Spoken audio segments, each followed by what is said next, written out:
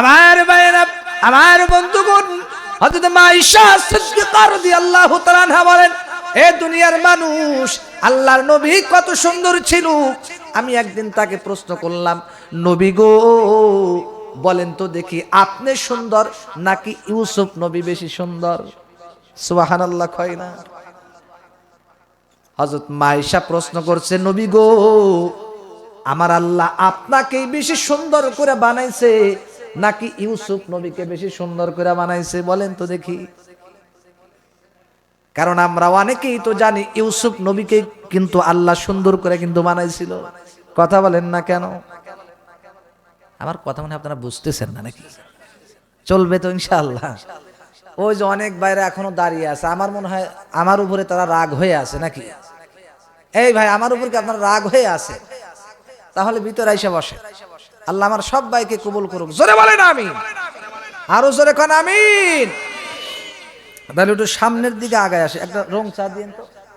এখানে একটা ছাত্র বসেন, যখন বা যে কোনো একজন ভাই বসলেই হবে, সমস্যা নেই। একটা রং চা একটু ভাই আমার জন্য একটু খেদমত করে দিন, একটা রং চা মাঝে মাঝে দিয়ে।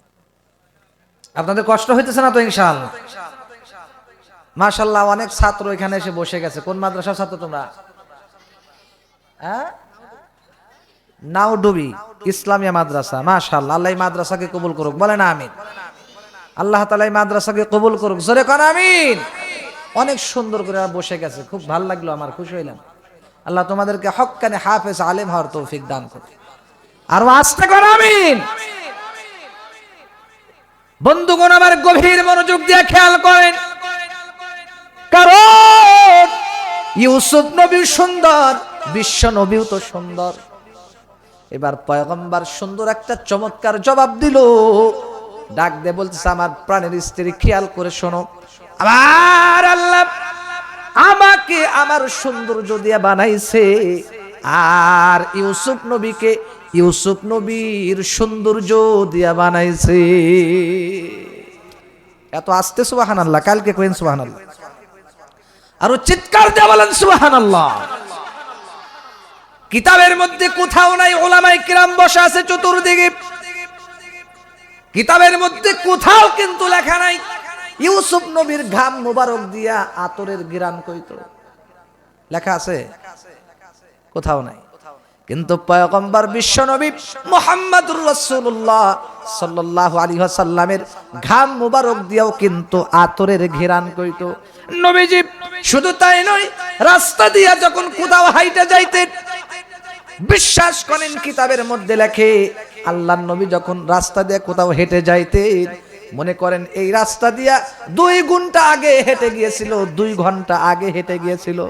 চমৎকার মজার কথা, এর আগে শুনছেন কিনা আমি জানি না।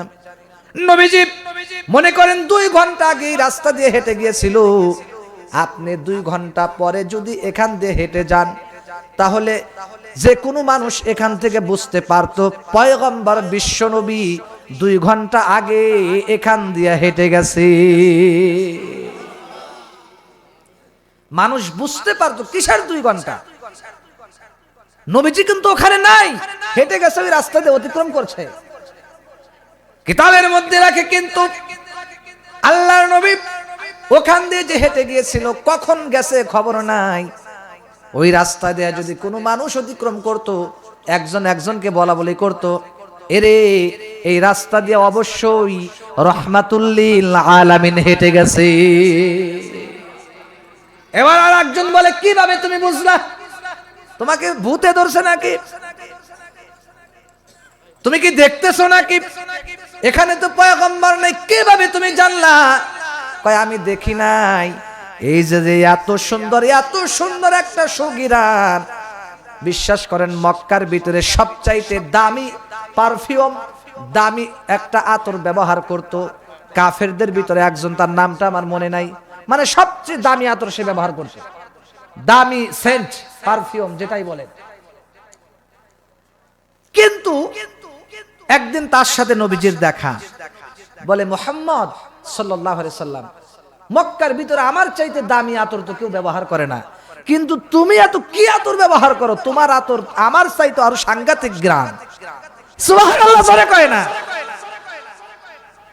আল্লাহর নবী বিশ্ব নবী মুহাম্মাদুর রাসূলুল্লাহ সাল্লাল্লাহু আলাইহি ওয়াসাল্লাম ডাক দেয়া বলে, এ কুরাইশের লোকেরা রে, আমি নবী কোনো আতর ব্যবহার করি না, কোনো আতর আমার লাগে না। আমার আল্লাহ আমাকে এটা মুজিজা দিয়েছেন, আমি যখন ঘেমে যাই আমার ঘাম মুবারক কি, আমার ঘামকে আল্লাহ আতরে মেশকে একদম পরিণত করে দিছে। শুধু তাই নয়, আল্লাহর পয়গম্বর যখন কোনো বাচ্চার মাথার উপরে হাত বুলাইতেন, সাথে সাথে ওই বাচ্চা যখন খেলাধুলা শেষ করে হঠাৎ করে মনে করেন পয়গম্বর একটা রাস্তা দিয়ে অতিক্রম করতেছেন, দেখে বাচ্চারা খেলাধুলা করতেছে, পয়গম্বর শিশুদেরকে অনেক আদর করতেন, মহব্বত করতেন। যুবক গো, আমার আম্মাজান গভীর মনোযোগ দিয়ে খেয়াল করেন, বিশেষ করে এক পোলাপান যুবক ভাইরা খেয়াল করেন, আজকে কার পিছনে পাগল হইলা, কোন মানুষের আদর্শ নিয়ে আজকে পাগল হয়ে গেলা, আমার নবীজিকে আজকে তুমি চিনলা না। আরে যুবক, গভীর মনোযোগ দিয়ে খেয়াল করে রাখবি, আল্লাহর নবী দেখো কত সুন্দর, কত সুগ্রাণ, কত সুন্দর চেহারার অধিকারী। আল্লাহর নবী কোনো বাচ্চার মাথায় যদি হাত বোলায় দিত, ওই বাচ্চা খেলাধুলা শেষ করে যখন নিজ বাড়িতে যখন যাইতো, মা ডাক দিয়ে বলতো, বাবারে অবশ্যই তোমার মাথার উপরে বিশ্বনবী অবশ্যই হাত বোলাইছে। কয় মা তুমি কিভাবে জানলা? কয় আমি জানছি এইভাবেই, এই ঘিরান মুহাম্মাদুর রাসূলুল্লাহ ছাড়া আর কারো ঘিরান না। আর আস্তে সুবহানাল্লাহ কর। বন্ধুগণ আমার গভীর মনোযোগ দিয়ে খেয়াল করেন, আল্লাহর নবী বিশ্ব নবী রাহমাতুল লিল আলামিন দুনিয়ার মানুষদেরকে জানায় দেয়, এই দুনিয়ার মানুষ, সেই জন্য খবরদার খবরদার, তোমাদের কাছে দুইটা জিনিস রেখে যাচ্ছি। এই হাদিসটা পড়ার আগে কোরআনে কারিমের একটা আয়াত আপনারা গভীর মনোযোগ দিয়ে শোনেন। সূরা হিজরের মধ্যে আমার আল্লাহ বলেন, ইন্না নাহনু নাযালনা যিকরা ওয়া ইন্না লাহু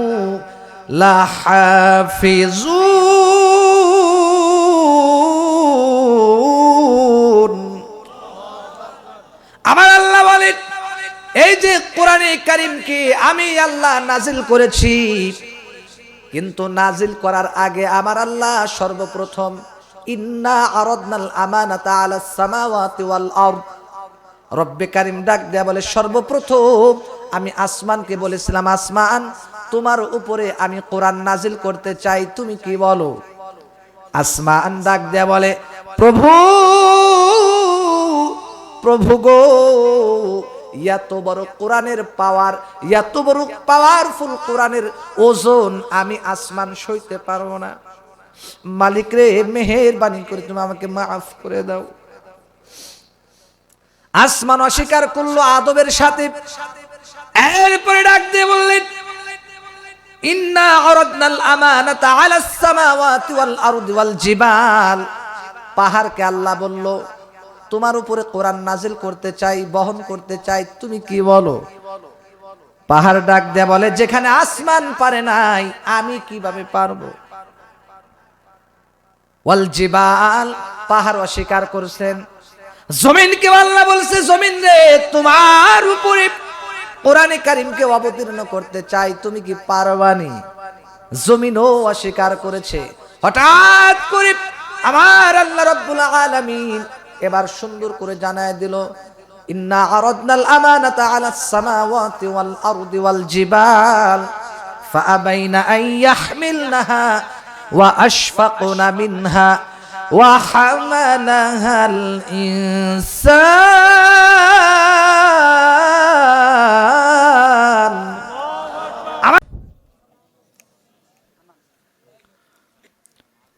ইন্নাল হামদালিল্লাহ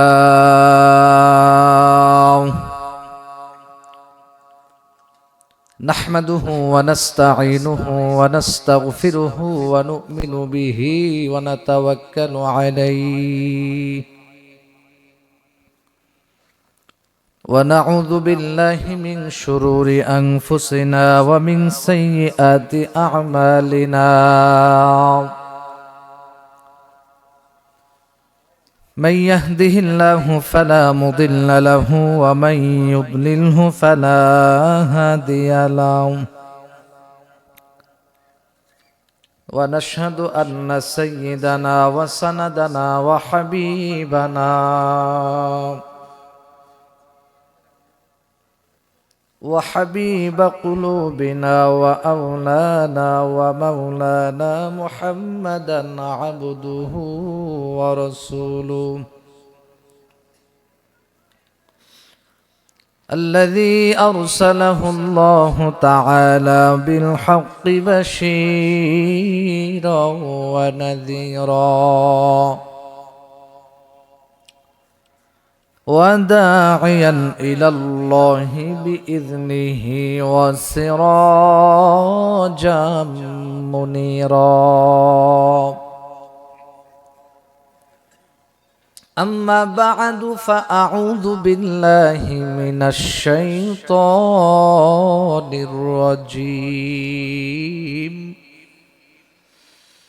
بسم الله الرحمن الرحيم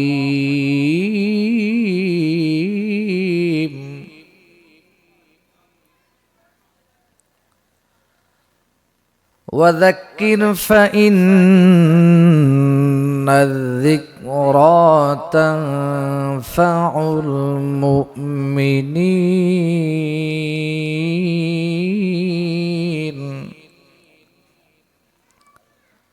وما خلقت الجن والإنس إلا ليعبدون وقال صاحب القرآن صلى الله عليه وسلم تركت فيكم أمرين لن تضلوا ما تمسكتم بهما كتاب الله وسنة رسوله أو كما قال النبي عليه الصلاة والسلام إن الله وملائكته يصلون على النبي يا أيها الذين آمنوا صلوا عليه وسلموا تسليما সকলেই নামাজে যে দরুদটা পাঠ করি প্রতিদিন ওই দরুদ শরীফটা সকলেই মহব্বতের সাথে হৃদয় থেকে পাঠ করি আল্লাহুম্মা সাল্লি আলা মুহাম্মাদিন ওয়া আলা আলি মুহাম্মাদ জবান খুলে كما صليت على إبراهيم وعلى آل إبراهيم إنك حميد مجيد اللهم بارك على محمد وعلى آل محمد একটা হাফিজি কোরআন শরীফ দিয়েন তো আমাকে كما باركت على إبراهيم وعلى آل إبراهيم إنك حميد مجيد محبت الذكر كر لا إله إلا الله لا إله ইল্লাল্লাহ সবাই জবান খুলে সবাই লা ইলাহা ইল্লাল্লাহ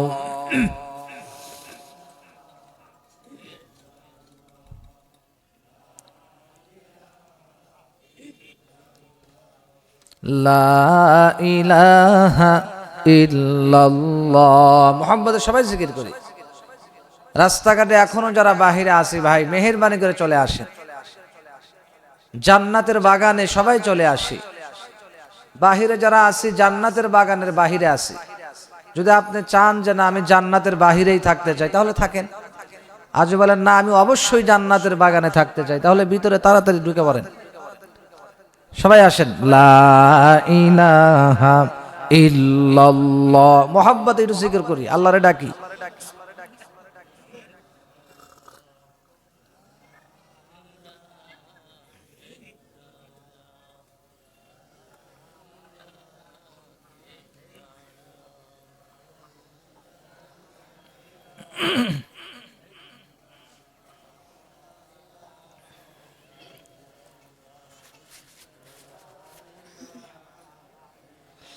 লা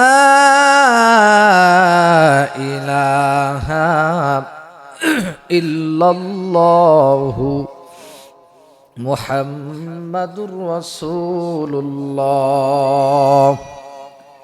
সাল্লাল্লাহু আলাইহি ওয়াসাল্লাম। বাস্তা নাওডুবি জামে মসজিদ প্রবাসী ও এলাকাবাসীর উদ্যোগে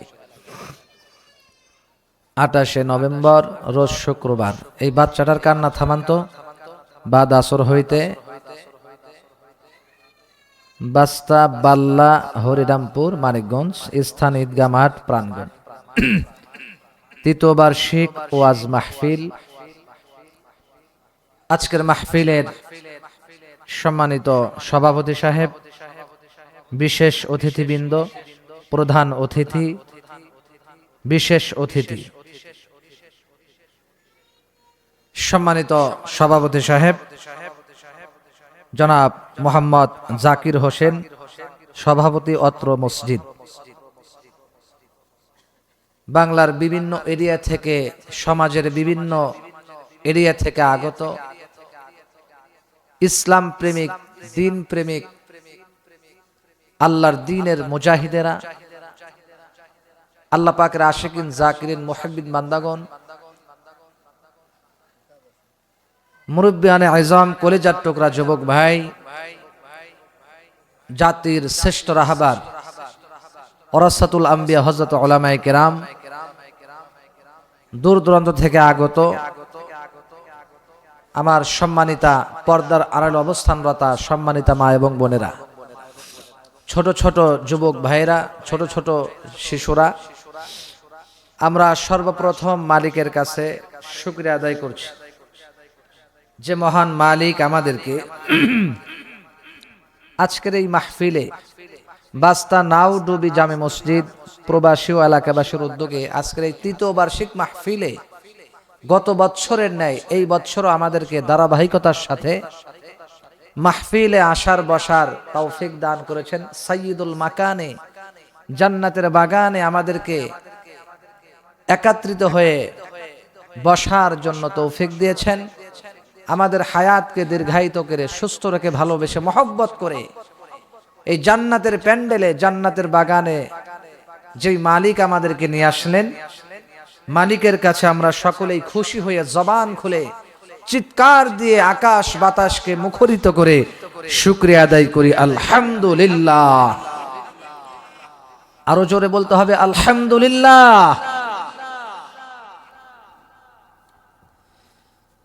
এই পাশে বেশি বসা যেন কষে না হয়, এই পাশ বিলে একটু বসেন, এদিক যেন বেশি না আসে, এই পাশ বিলে কিছু বসেন। আর মাঝখানে আমরা কেউ খালি রাখবো না। হাদিস শরীফে আছে 3 জায়গা খালি রাখতে নাই। কয় জায়গা জোরে বলেন তো? এক জায়গা হলো নামাজের কাতারে খালি রাখতে নাই, ঠিক কি না বলে? 2 নম্বর হলো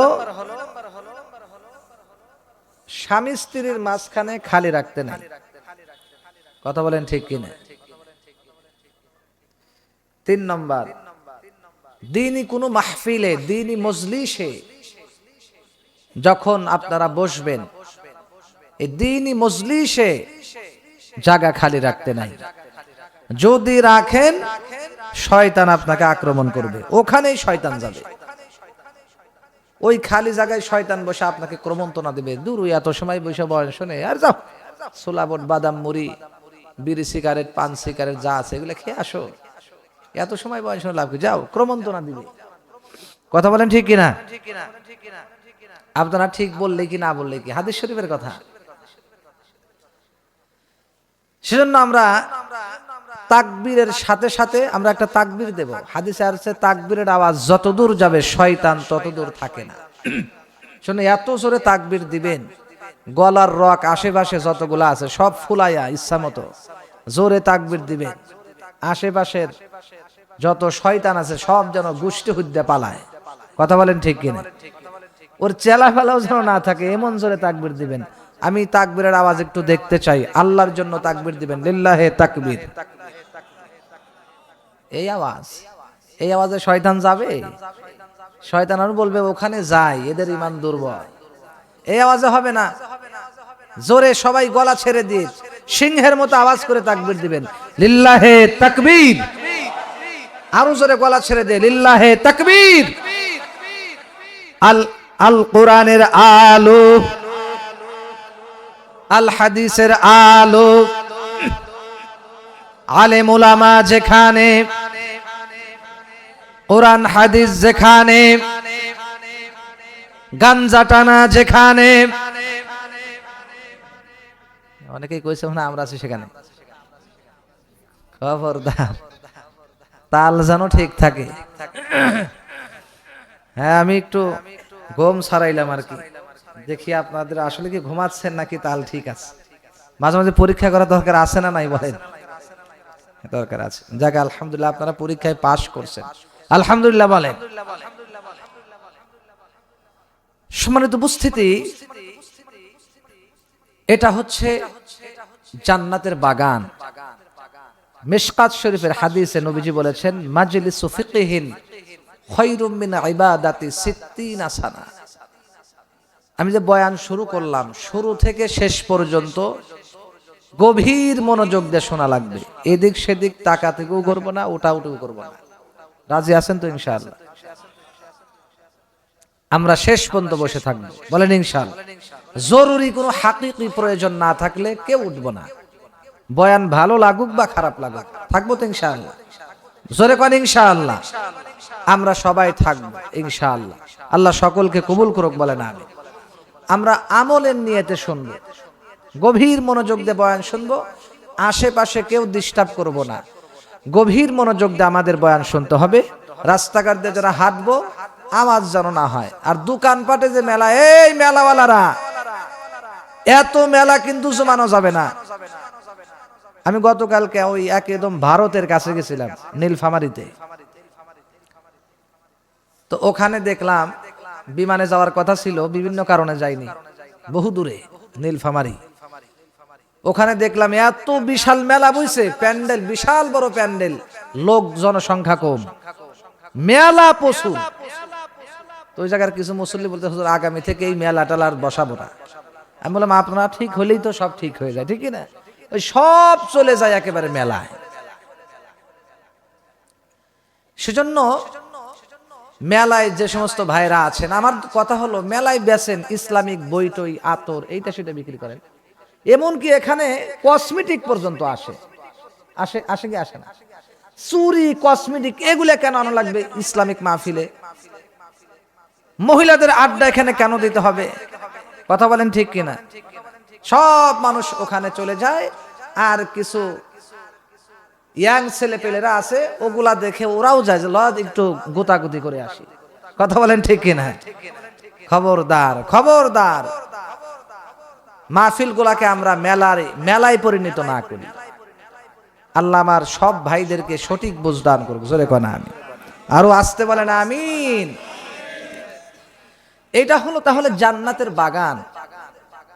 আর নবীজি বলেন, মাজলিসু ফিকহিন খায়রুম মিন ইবাদাতি 60 সানা। উলামায়ে কিরাম বসা আছে, জিজ্ঞেস করেন, দ্বীনের একটা মজলিস 60 সানা, 60 বছর নফল ইবাদতের চাইতেও দামি। দ্বীনের একটা মজলিস 60 বছর নফল ইবাদতের চেয়েও দামি। আমার বাবাজির মনে হয় একটু ঘুম ধরছে, সারাদিন হয়তো ক্লান্ত ছিল। এই বাবাজি, এখনই যদি ঘুমিয়ে যান তাহলে বাকি সময় তো পড়েই আছে। কথা বলেন ঠিক কিনা? অনেক কষ্ট করে বহু দূর থেকে এসেছি, 1.5 বছর পরে বাড়িতে গেছি। বিশ্বাস করেন, আমার দেশের বাড়ি হলো ওইদিকে। 1.5 বছর পরে গেছি, মার সাথে কোন রকম খালি স্বপ্নের মতো দেখা করে চলে আসছি। আমার শরীরে অনেক ঘুম দরকার, অনেক কষ্ট করেছে, কারণ কথা দিছি তো আসতেই হবে, ঠিক কিনা বলেন? অন্য কিছু হইলে তো আর আসতাম না, ঘুমাইতাম, আমার ঘুম দরকার। কথা দিছে আপনারা কষ্ট করে আয়োজন করেছেন, সেজন্য আসতে তো অবশ্যই হবে যদি আল্লাহ হায়াতে বাঁচা রাখে। সেজন্য বলার উদ্দেশ্য হলো আমি অনেক কষ্ট করে এসেছি, আর আপনি যদি বসে ঘুমান তাহলে আমাকে এনে লাভ হলো কি? ঠিক কিনা ভাজান বলেন? সেজন্য আমি অনুরোধ করে বলবো, মাফ ঘুমান তো প্রতিদিনই, প্রত্যেক দিনই তো আমরা ইচ্ছে মতো ঘুমাই, ঠিক কিনা?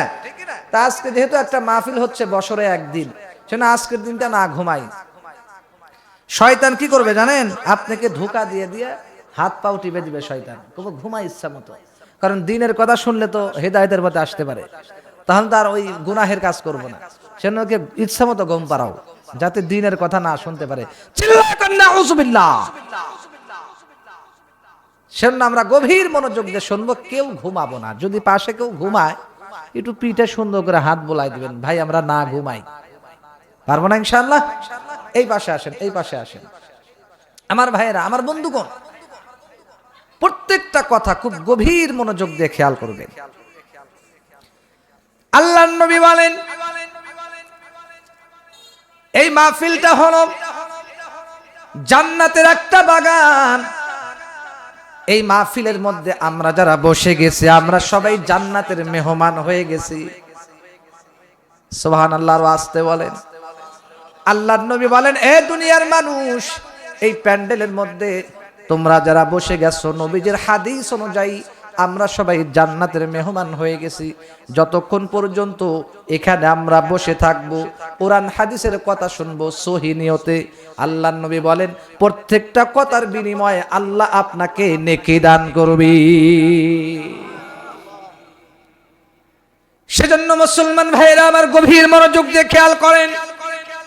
নবীজি সুন্দর করে বলে দেন, আল্লাহ পাকের কিছু ভিআইপি ফেরেশতাদের দল আছে, গ্রুপ আছে। ওই ফেরেশতারা বিভিন্ন জায়গায় বিচরণ করতে থাকে, করতে করতে এক পর্যায়ে দেখে যে সমস্ত জায়গায় কোরআনের কথা হয়, হাদিসের কথা হয়, ওই সমস্ত জায়গায় গিয়া তারা ঘেরাও করে সুন্দর করে দাঁড়িয়ে যায়। সুবহানাল্লাহ কয় না? নাকি যেখানে মমতাজ গান গায় ওখানে দাঁড়ায়?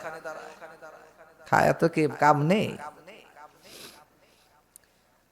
এই পবিত্র ফেরেশতারাও ওয়াহেতুক কোন জায়গায় যায় না। আরে যুবক, আমার আব্বা জান, গভীর মনোযোগ দিয়ে খেয়াল করা লাগবে। আমার পর্দার আড়ালের আম্মা জানেরা গভীর মনোযোগ দিয়ে খেয়াল করা লাগবে। এদিক সেদিক তাকাতুকি করা যাবে না। আল্লাহর নবী বলেন, যারা মাহফিলের মধ্যে আসে, কোরআন হাদিসের কথা শোনার জন্য আসে, আল্লাহর নবী বলেন এই প্রত্যেকটা মানুষকে আল্লাহ সুন্দর করে গোল করে ঘেরাও করে, যেখানে কোরআনের কথা হয়, জিকিরের মাহফিল হয়, কোরআনের আলোচনা হয়, আল্লাহর বরত্বের কথা হয়, হাদিসের কথা হয়, ওই জায়গায় ফেরেশতারা সুন্দর করে ঘেরাও করে দাঁড়িয়ে যায়। সেজন্য মুসলমান গভীর মনোযোগ দিয়ে খেয়াল করেন। শুধু তাই নাই, লম্বা একটা হাদিস। এরপরে এই ফেরেশতারা একজনের কাঁধের উপরে, একজনের কাঁধের উপরে, আর একজনের কাঁধের উপরে এইভাবে উড়তে উড়তে একদম আসমান পর্যন্ত চলে যায়। যাওয়ার পরে আল্লাহকে ডাক দেয়া বলে, আল্লাহ, বাস্তা নাউডুবি জামে মসজিদের মাহফিল, বিশাল বড় মাহফিল হচ্ছে আল্লাহ, ওখানে তোমার বান্দাদেরকে দেখে আসলাম ঠান্ডার ভিতরে বসে বসে আরামের বিছানা হারাম করে ওখানে তারা বয়ান শুনতেছে, তোমার বরত্বের কথা শুনতেছে, হাদিসের কথা শুনতেছে। মালিক, তারা ইচ্ছা করলে ল্যাব গাই দিয়ে ঘুমাইতে পারতো, কম্বলের নিচে থাকতে পারতো, তাদের স্ত্রীদেরকে নিয়ে সুন্দর করে ঘুমাইতে পারতো, বিছানায় শুয়ে থাকতে পারতো মালিক, কিন্তু তারা সব আরামের বিছানা হারাম করে দিয়া তারা এই মাহফিলের প্যান্ডেলের মধ্যে এসে বসে গেছে, তোমার বরত্বের কথা শুনতেছি। এবার আল্লাহ ডাক দেয়া বলে, ওরা আমি আল্লাহরে দেখছে নাকি? কয় না, দেখে নাই। কয় যদি দেখতো তাহলে কি করতো? এবার বলে, আপনাকে যদি দেখতো, আহারে তারা তো সব সময় আপনার ইবাদত বন্দেগী নিয়ে থাকতো, সব সময় 24 ঘন্টা রব্বে কারীমের ইবাদত বন্দেগী নিয়ে থাকতো। আল্লাহু আকবার। আমি গতকালকে যখন সফরে গেলাম, বিশ্বাস করেন কয়েকদিন ধরে তো আবহাওয়া খুব সুন্দর, আলহামদুলিল্লাহ মালিক। দুপুর টাইম, তখন বাজে প্রায় 3:30টার উপরে। আমি আকাশের দিকে তাকাইলাম, এত সুন্দর আকাশ কিভাবে আল্লাহ বানাইলো। আপনি কত বিল্ডিং দেখে, কত কিছু দেখে গবেষণা করেন যে এত বড় বিল্ডিং কেমনে বানাইলো, আমেরিকার এত বড় বিল্ডিং কেমনে বানাইলো, দুবাইতে এত বড় বিল্ডিং ঝিকিমিকি করে কেমনে বানাইলো। অথচ আমার আল্লাহ তাআলা এই আসমানকে কিভাবে যে বানাইলেন একটাও খুঁটি নাই। সুবহানাল্লাহ বলবেন না? ওই খুঁটিহীন নীলাকাশ ভুবন মাঝে তুমি কুদরতি ইশারায় রেখেছো, ঠিক কিনা? আমি চিন্তা করলাম ভাইরা রে, এত বড় আসমান কিভাবে আমার আল্লাহ রং লাগাইলো, এত সুন্দর আকাশি কানার কিভাবে আল্লাহ লাগাইলো। একদিনও তো দেখলাম রং তো জ্বললো না। আল্লাহু আকবার বলে না? আমি চিন্তা করলাম আসমান যদি এত সুন্দর হয়, তাহলে না জানি এই আসমানের সৃষ্টিকর্তা আমাদের আল্লাহ না জানি কত সুন্দর। আসমান সুন্দর, জমিন সুন্দর, পৃথিবী সুন্দর, মানুষ সুন্দর, সুন্দরে সুন্দরে পাল্লা না জানি কত সুন্দর তুমি আল্লাহ, না জানি কত সুন্দর তুমি আল্লাহ। আল্লাহু আকবার বলেন, চিৎকার দেবেন আল্লাহু আকবার। তাহলে আমার আল্লাহ কত সুন্দর রে যুবক। আরে দুনিয়াতে কত কিছুই তো দেখলা, আমার আল্লাহরে দেখলে তোমার কি অবস্থা হবে একটু অনুভূতি করে দেখো তো। আল্লাহ যদি কেউ দেখতো কেমন পাগল হইতো। আমার ভাইরা, কিয়ামতের ময়দানে যখন হাসরের মাঠ শুরু হয়ে যাবে, এবার যারা জান্নাতি হবে আমার আল্লাহকে তারা সুন্দর করে দেখতে পারবে। সুবহানাল্লাহ। ভাই গো, দুনিয়ার এই নাপাক জিনিস দেখে চোখটাকে নাপাক বানায়ো না। এ যুবক, দুনিয়ার এই হারাম জিনিস দেখে চোখটারে নাপাক বানায়ো না রে মুমিন। আল্লাহর নবী সুন্দর করে বলেন, যারা চোখ দিয়ে গুনাহ করবে, টেলিভিশন দেখবে, খারাপ জিনিস দেখবে, নর্তকী দেখবে, বেহায়া নারীর দিকে তাকাবে, বিপর্দা নারীর দিকে তাকাবে, যারা হারাম মহিলার দিকে তাকাবে, হারাম জিনিসের দিকে তাকাবে, কিয়ামতের ময়দানে ওই চক্ষু দিয়া আমার পবিত্র আল্লাহকে দেখতে পারবে না। জোরে কন্না আউযু বিল্লাহি মিন যালিক। কারণ আমার আল্লাহরে দেখতে চাইলে এক বলেন তো সবে আমার আল্লাহ কি পবিত্র। জোরে বলেন কি? আমার আল্লাহ পবিত্র। আর আমার আল্লাহকে যদি দেখতে হয় তাহলে চোখকেও কিন্তু পবিত্র রাখা লাগবে। শুধু তাই নয়, পয়গম্বর মুহাম্মদুর রাসূলুল্লাহকেও যদি কেউ দেখতে চায় স্বপ্নের ভিতরে, এরপরেও কিন্তু চক্ষুকে পবিত্র রাখা লাগবে। আজকে এই নারীর পিছনে পাগল হইছো। টেলিভিশন না দেখলে তোমার ঘুম ধরে না, সিনেমা নাটক না দেখলে প্রতিদিন তোমার ঘুম ধরে না, 4 হোস্টেলে গিয়ে সিনেমা নাটক নর্তকীর ছবি না দেখলে, তোমার পর্নোগ্রাফি না দেখলে তোমার ঘুম ধরে না, তোমার নেশায় পরিণত হয়ে গেছে। অথচ কত কিছুই তো দেখলা। বলেন তো দেখি, এই পৃথিবীতে আল্লাহ যত কিছু সৃষ্টি করেছে, মাখলুকাতের ভিতরে সবচেয়ে সুন্দর করে কারে বানাইছে বলেন তো? মানুষকে তো বানাইছে। সবচেয়ে সুন্দর করে কাকে বানাইছে? আমাদের নবী, শ্রেষ্ঠ নবী জনাবে মুহাম্মাদুর রাসূলুল্লাহ সাল্লাল্লাহু আলাইহি ওয়াসাল্লামকে আল্লাহ বানাইছে। সুবহানাল্লাহ। আমার ভাইরা, বন্ধুগণ আমার গভীর মনোযোগ দিয়ে খেয়াল করবেন। আল্লাহ পাক রব্বুল আলামিন দুনিয়ার ভিতরে পয়গম্বরকে সবচাইতে সুন্দর করে বানাইছে। এত সুন্দর করে পয়গম্বরকে বানাইছেন, ভাই গভীর মনোযোগ দিয়ে খেয়াল করা লাগবে। আল্লাহ রাব্বুল আলামিন আমার পয়গম্বর বিশ্বনবী মুহাম্মদুর রাসূলুল্লাহ সাল্লাল্লাহু আলাইহি ওয়াসাল্লামকে কত সুন্দর করে বানাইছেন, কত সুন্দর করে বানাইছেন। আপনাদেরকে বললে আপনারা হয়তো অনেকেই বুঝতে পারবেন। এই বিশ্বনবীর উম্মতেরা গভীর মনোযোগ দিয়ে খেয়াল করুন। এদিক সেদিক তাকাতুকি করলে হবে না, মনোযোগ দিয়ে খেয়াল করতে হবে। হযরত মা আয়েশা সিদ্দিকা রাদিয়াল্লাহু তাআলা আনহা বলেন, আল্লাহর নবীজির যখন শরীর মোবারক ঘামতো, তার শরীর মোবারকের এই ঘামটা মেশকো আম্বরের আতরের ঘেরান কইতো। কত সুন্দর মানুষ হইলে তার শরীরের ঘামটা আতরের ঘেরান। আহা, সেই নবীজিকে আজকে আমরা চিনলাম না। বন্ধুগণ আমার গভীর মনোযোগ দিয়ে খেয়াল করেন, আজকে ওই নবীর আদর্শ তুমি চিনলা না, যেই নবীর জন্য কত মানুষ পাগল হইল। আর হযরত আবু বকর সিদ্দিক রাদিয়াল্লাহু তাআলা আনহু পয়গম্বরের জন্য পাগল হয়ে গেল। যুবক রে, আল্লাহর পয়গম্বরের জন্য কত সাহাবায়ে কেরাম জীবন দিয়ে দিল, ঠিক কিনা বলেন? আল্লাহর নবীর প্রেমে কত পশু আল্লাহর পয়গম্বরের প্রেমে পাগল হয়েছিল, কথা বলেন ঠিক কিনা? আল্লাহর পয়গম্বরের জন্য কত পশু জীবনটা দিয়ে দিছে। কাসওয়া নামক একটা উটনি ছিল, পয়গম্বর দুনিয়া থেকে যখন বিদায় নিয়ে চলে গেল, আমার পয়গম্বর দুনিয়া থেকে বিদায় নিয়ে যাওয়ার সাথে সাথে একটা কাসওয়া নামক উটনি একদিন হয়ে গেছে, 2 দিন হয়ে গেছে, 3 দিন হয়ে গেছে, ঠিক মতো খায় না, পানিও পান করে না, খাবারও খায় না, শুধু নবীর বিরহে শুধু কান্দে আর কান্দে। হঠাৎ করে এই কাসওয়া নামক উটনিটা কিতাবের মধ্যে আসছে।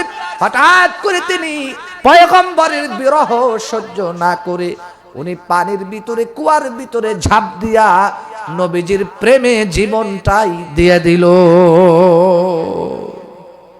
সৃষ্টির সেরা তুমি, এ বুকের রত্ন তুমি, তুমি যে মদিনারি বুলবুল, তোমাকে চিনিতে করিনি ভুল, ঠিক কিনা বলেন? হে রাসূল তোমাকে চিনিতে করিনি ভুল। উম্মতের লাইগা তুমি কত না কেঁদেছো, উহুদের ময়দানেতে কত রক্ত ঝরাইছো। ওরা না বলে তোমায় পাগল, হে রাসূল তোমাকে চিনিতে করিনি ভুল। বলেন, সৃষ্টির সেরা তুমি, এ বুকের রত্ন তুমি, তুমি যে মদিনারি বুলবুল, তোমাকে চিনিতে করিনি ভুল। হে রাসূল তোমাকে চিনিতে করিনি ভুল। নিজে না খেয়ে তুমি অন্যরে খাওয়াইছো, ক্ষুধার যন্ত্রণায় তুমি পেটে পাথর বেঁধেছো, ঠিক কিনা বলেন? নিজে না খেয়ে তুমি অন্যরে খাওয়াইছো, ক্ষুধার যন্ত্রণায় তুমি পেটে পাথর বেঁধেছো। ওরা না বলে তোমায় পাগল, হে রাসূল তোমাকে চিনিতে করি। আমার ভাইরা, আমার বন্ধুগণ, হযরত মা আয়েশা সিদ্দিকা রাদিয়াল্লাহু তাআলা আনহা বলেন, এ দুনিয়ার মানুষ, আল্লাহর নবী কত সুন্দর ছিল। আমি একদিন তাকে প্রশ্ন করলাম, নবী গো বলেন তো দেখি, আপনি সুন্দর নাকি ইউসুফ নবী বেশি সুন্দর? সুবহানাল্লাহ কয় না? হযরত মা আয়েশা প্রশ্ন করছে, নবী গো আমার আল্লাহ আপনাকে বেশি সুন্দর করে বানাইছে নাকি ইউসুফ নবীকে বেশি সুন্দর করে বানাইছে? বলেন তো দেখি। কারণ আমরা অনেকেই তো জানি ইউসুফ নবীকে কিন্তু আল্লাহ সুন্দর করে কিন্তু বানাইছিল। কথা বলেন না কেন? আমার কথা মনে আপনারা বুঝতেছেন না নাকি? চলবে তো ইনশাআল্লাহ? ওই যে অনেক বাইরে এখনো দাঁড়িয়ে আছে, আমার মনে হয় আমার উপরে তারা রাগ হয়ে আছে নাকি? এই ভাই, আমার উপর কি আপনার রাগ হয়ে আছে? তাহলে ভিতরে এসে বসে। আল্লাহ আমার সব ভাইকে কবুল করুক। জোরে বলেন আমিন, আরো জোরে কোন আমিন। তাহলে একটু সামনের দিকে আগায় আসে, একটা রং চা দিন তো। এখানে একটা ছাত্র বসেন, যখন যে কোনো একজন ভাই বসলেই হবে, সমস্যা নেই। একটা রং চা একটু ভাই আমার জন্য একটু খেদমত করে দিন, একটা রং চা মাঝে মাঝে দিয়ে। আপনাদের কষ্ট হইতেছে না তো? ইনশাআল্লাহ মাশাআল্লাহ, অনেক ছাত্র এখানে এসে বসে গেছে। কোন মাদ্রাসার ছাত্র তোমরা? হ্যাঁ, নাউডুবি ইসলামিয়া মাদ্রাসা। মাশাআল্লাহ, আল্লাহ এই মাদ্রাসাকে কবুল করুক। বলেন আমিন। আল্লাহ তাআলা এই মাদ্রাসাকে কবুল করুক। জোরে কোন আমিন। অনেক সুন্দর করে বসে গেছে, খুব ভালো লাগলো, আমার খুশি হইলাম। আল্লাহ তোমাদেরকে হক্কানে হাফেজ আলেম হওয়ার তৌফিক দান করুন। আর আস্তে কোন আমিন। বন্ধুগণ আমার গভীর মনোযোগ দিয়ে খেয়াল করেন, কারণ ইউসুফ নবী সুন্দর, বিশ্ব নবীও তো সুন্দর। এবার পয়গম্বর সুন্দর একটা চমৎকার জবাব দিল। ডাক দে বলতেছে, আমার প্রাণের স্ত্রী খেয়াল করে শোনো, আমার আল্লাহ আমাকে আমার সৌন্দর্য দিয়ে বানাইছে, আর ইউসুফ নবীকে ইউসুফ নবীর সৌন্দর্য দিয়া বানাইছে।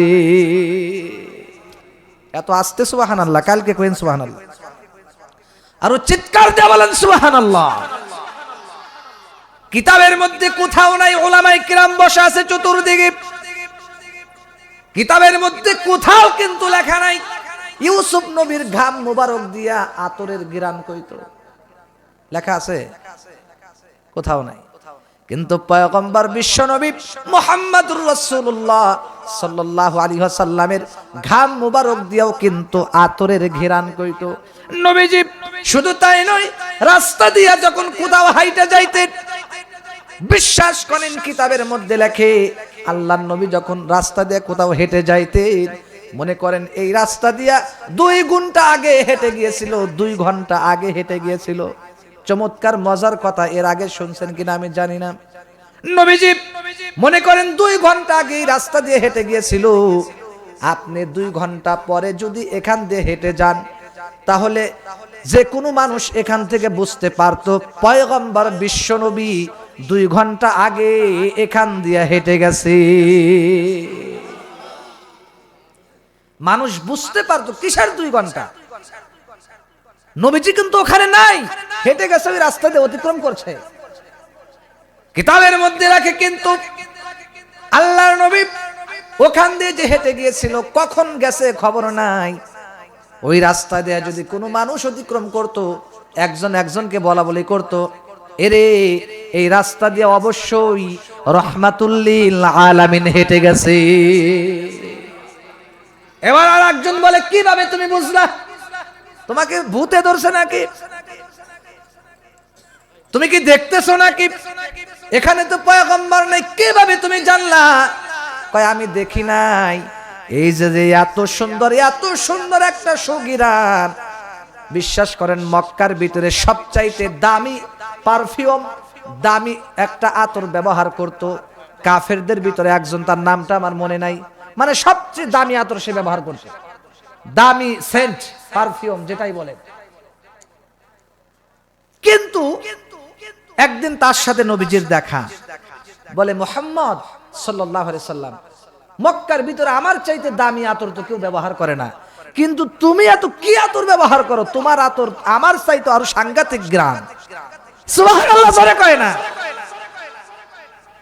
আল্লাহর নবী বিশ্ব নবী মুহাম্মদুর রাসূলুল্লাহ সাল্লাল্লাহু আলাইহি ওয়াসাল্লাম ডাক দেয়া বলে, এই কুরাইশের লোকেরা রে, আমি নবী কোনো আতর ব্যবহার করি না, কোনো আতর আমার লাগে না। আমার আল্লাহ আমাকে এটা মুজিজা দিয়েছেন, আমি যখন ঘেমে যাই আমার ঘাম মুবারক কি, আমার ঘামকে আল্লাহ আতরে মেশকে একদম পরিণত করে দিছে। শুধু তাই নয়, আল্লাহর পয়গম্বর যখন কোনো বাচ্চার মাথার উপরে হাত বুলাইতেন, সাথে সাথে ওই বাচ্চা যখন খেলাধুলা শেষ করে হঠাৎ করে মনে করেন পয়গম্বর একটা রাস্তা দিয়ে অতিক্রম করতেছেন, দেখে বাচ্চারা খেলাধুলা করতেছে। পয়গম্বর শিশুদেরকে অনেক আদর করতেন, মহব্বত করতেন। যুবক গো, আমার আম্মাজান গভীর মনোযোগ দিয়ে খেয়াল করেন, বিশেষ করে এক পোলাপান যুবক ভাইরা খেয়াল করেন, আজকে কার পিছনে পাগল হইলা? কোন মানুষের আদর্শ নিয়ে আজকে পাগল হয়ে গেলা? আমার নবীজিকে আজকে তুমি চিনলা না। আরে যুবক, গভীর মনোযোগ দিয়ে খেয়াল করে রাখবি। আল্লাহর নবী দেখো কত সুন্দর, কত সুগ্রাণ, কত সুন্দর চেহারার অধিকারী। আল্লাহর নবী কোন বাচ্চার মাথায় যদি হাত বোলায় দিত, ওই বাচ্চা খেলাধুলা শেষ করে যখন নিজ বাড়িতে যখন যাইতো, মা ডাক দিয়ে বলতো, বাবারে অবশ্যই তোমার মাথার উপরে বিশ্বনবী অবশ্যই হাত বোলাইছে। কয় মা তুমি কিভাবে জানলা? কয় আমি জানছি এইভাবেই, এই ঘিরান মুহাম্মাদুর রাসূলুল্লাহ ছাড়া আর কারো ঘিরান না। আরো আস্তে সুবহানাল্লাহ কর। বন্ধুগণ, আবার গভীর মনোযোগ দিয়ে খেয়াল করেন, আল্লাহর নবী, বিশ্ব নবী, রাহমাতুল লিল আলামিন, দুনিয়ার মানুষদেরকে জানায় দেয় এই দুনিয়ার মানুষ। সেই জন্য খবরদার, খবরদার, তোমাদের কাছে দুইটা জিনিস রেখে যাচ্ছি। এই হাদিসটা পড়ার আগে কোরআনে কারিমের একটা আয়াত আপনারা গভীর মনোযোগ দিয়ে শোনেন। সূরা হিজরের মধ্যে আমার আল্লাহ বলেন, ইন্না নাহনু নাযালনা যিকরা ওয়া ইন্না লাহু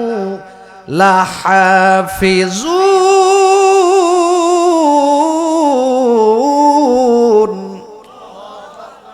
আমার আল্লাহ বলেন, এই যে কোরআনে কারিমকে আমি আল্লাহ নাজিল করেছি, কিন্তু নাজিল করার আগে আমার আল্লাহ সর্বপ্রথম ইন্না আরাদনাল আমানাতা আলাস সামাওয়াতি ওয়াল আরদ, রব্বে কারিম ডাক দেয়া বলে, সর্বপ্রথম আমি আসমানকে বলেছিলাম, আসমান তোমার উপরে আমি কোরআন নাজিল করতে চাই, তুমি কি বলো?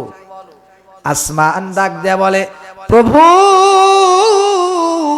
প্রভু গো, এত বড় কোরআনের পাওয়ার, এত বড় পাওয়ারফুল কোরআনের ওজন আমি আসমান সইতে পারবো না। মালিক রে, মেহেরবানি করে তুমি আমাকে মাফ করে দাও। আসমান অস্বীকার করলো আদবের সাথে। এরপরে ডাক দিয়ে বললেন, ইন্না আরাদনাল আমানাতা আলাস সামাওয়াতি ওয়াল আরদি ওয়াল জিবাল, পাহাড়কে আল্লাহ বলল, তোমার উপরে কোরআন নাজিল করতে চাই, বহন করতে চাই, তুমি কি বলো? পাহাড় ডাক দেয়া বলে, যেখানে আসমান পারে নাই আমি কিভাবে পারবো? ওয়াল জিবাল, পাহাড় অস্বীকার করছেন। জমিনকে আল্লাহ বলছে, জমিন রে, তোমার উপরে কোরআনে কারিমকে অবতীর্ণ করতে চাই, তুমি কি পারবানি? জমিনও অস্বীকার করেছে। হঠাৎ করে আমার আল্লাহ রাব্বুল আলামিন এবার সুন্দর করে জানায় দিল, ইন্না আরাদনাল আমানাতা আলাস সামাওয়াতি ওয়াল আরদি ওয়াল জিবাল ফাআবাইনা আন ইয়াহমিলনাহা ওয়া আশফাকনা মিনহা ওয়া হামালাহাল ইনসান। আমার আল্লাহ বলে, এ দুনিয়ার মানুষ, আমি জানি তোমরা পারবা না। এবার আমি আল্লাহ সুন্দর করে ঘোষণা দিয়ে দিলাম, আমি আল্লাহ এই কোরআনকে মানুষের উপরে নাজিল করলাম। চিৎকার দেবেন আল্লাহু আকবার, নারে তাকবীর। আমার ভাইরা গভীর মনোযোগ দিয়ে খেয়াল করেন, এই কোরআনে কারিমকে বিশ্ব নবী মুহাম্মদুর রাসূলুল্লাহ, সবাই পড়েন সাল্লাল্লাহু আলাইহি ওয়াসাল্লামের উপরে সুন্দর করে অক্ষরে অক্ষরে প্রয়োজন সাপেক্ষে সুন্দর করে ধারাবাহিকভাবে নাজিল করলেন। সুবহানাল্লাহ কোন। কেন নাজিল করলেন? মিনাজ যুলুমাতি ইলান নূর। এই কোরআনে কারিমকে আমি আল্লাহ নাজিল করেছি একমাত্র কেবলমাত্র অন্ধকার থেকে মানুষকে আলোর দিকে আনার জন্য এই কোরআনে কারিমকে নাজিল করেছি। লা ইলাহা ইল্লাল্লাহ। মুহাব্বতে জিকির করেন।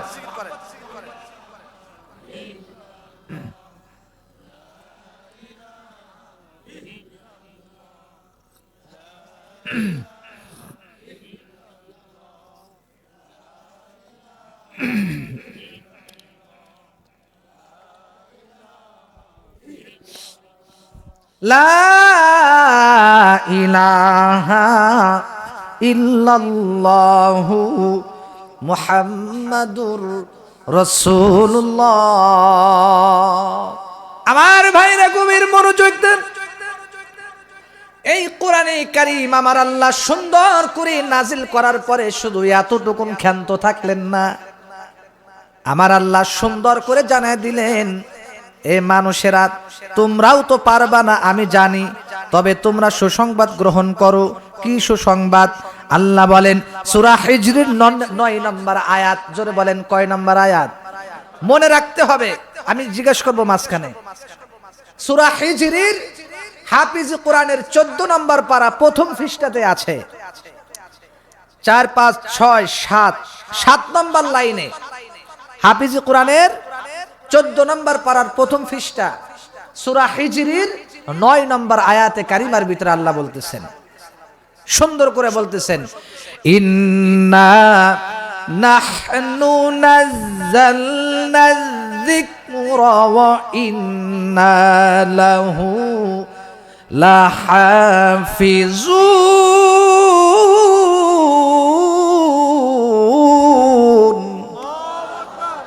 আমার আল্লাহ ডাক দিয়ে বলি, এ দুনিয়ার মানুষ, আমি আল্লাহ শুধু কোরআন নাজিল করি নাই, কোরআনে কারীম নাজিল করার পরে আমি আল্লাহ আয়াত নাজিল করে দিলাম, ইন্না নাহনু নাযালনা যিকরা।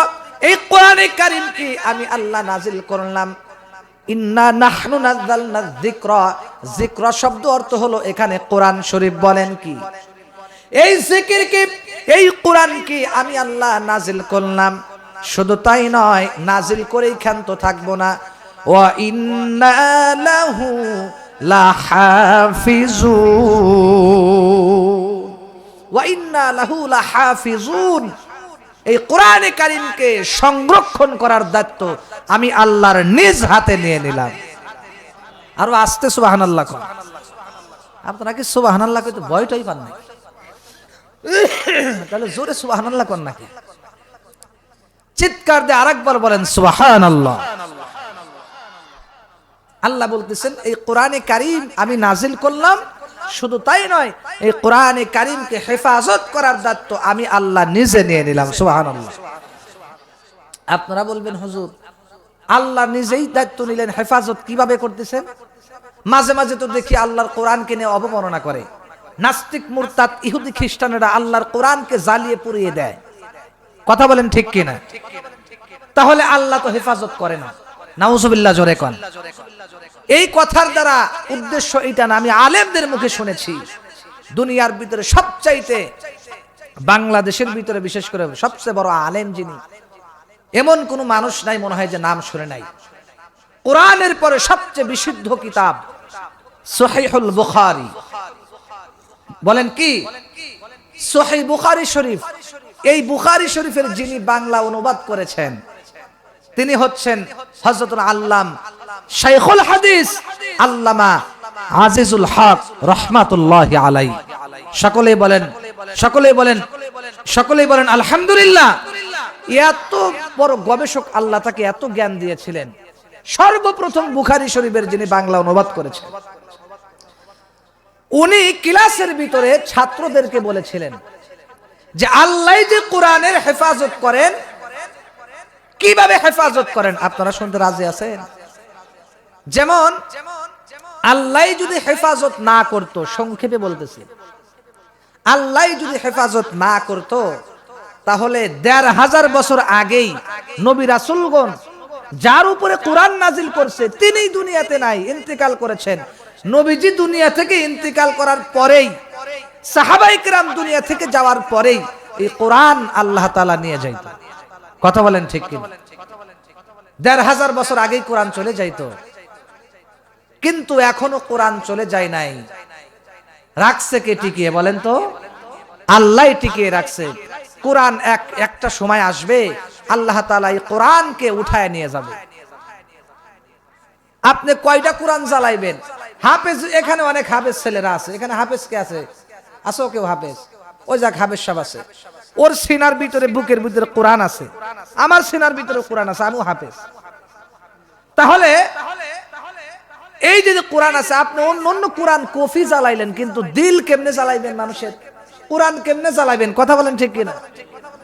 আল্লাহ তাআলা কিয়ামত পর্যন্ত এই কোরআনকে হেফাজত করবে। সুবহানাল্লাহ। কর যতই বাতিল আসুক, যত কিছুই বাধা আসুক না কেন, ওরা সারা দুনিয়ার কোরআনের লাইব্রেরি যেখান থেকে কোরআন ছাপানো হয় সব কারখানা যদি জ্বালিয়ে সারখার করে দেয়, কোটি কোটি হাফেজ কোরআনের সিনা কি করবেন আপনি? কথা বলেন ঠিক কিনা? সম্ভব না। চিল্লায় বলেন আল্লাহু আকবার। বন্ধুগণ আমার গভীর মনোযোগ দিয়ে খেয়াল করবেন,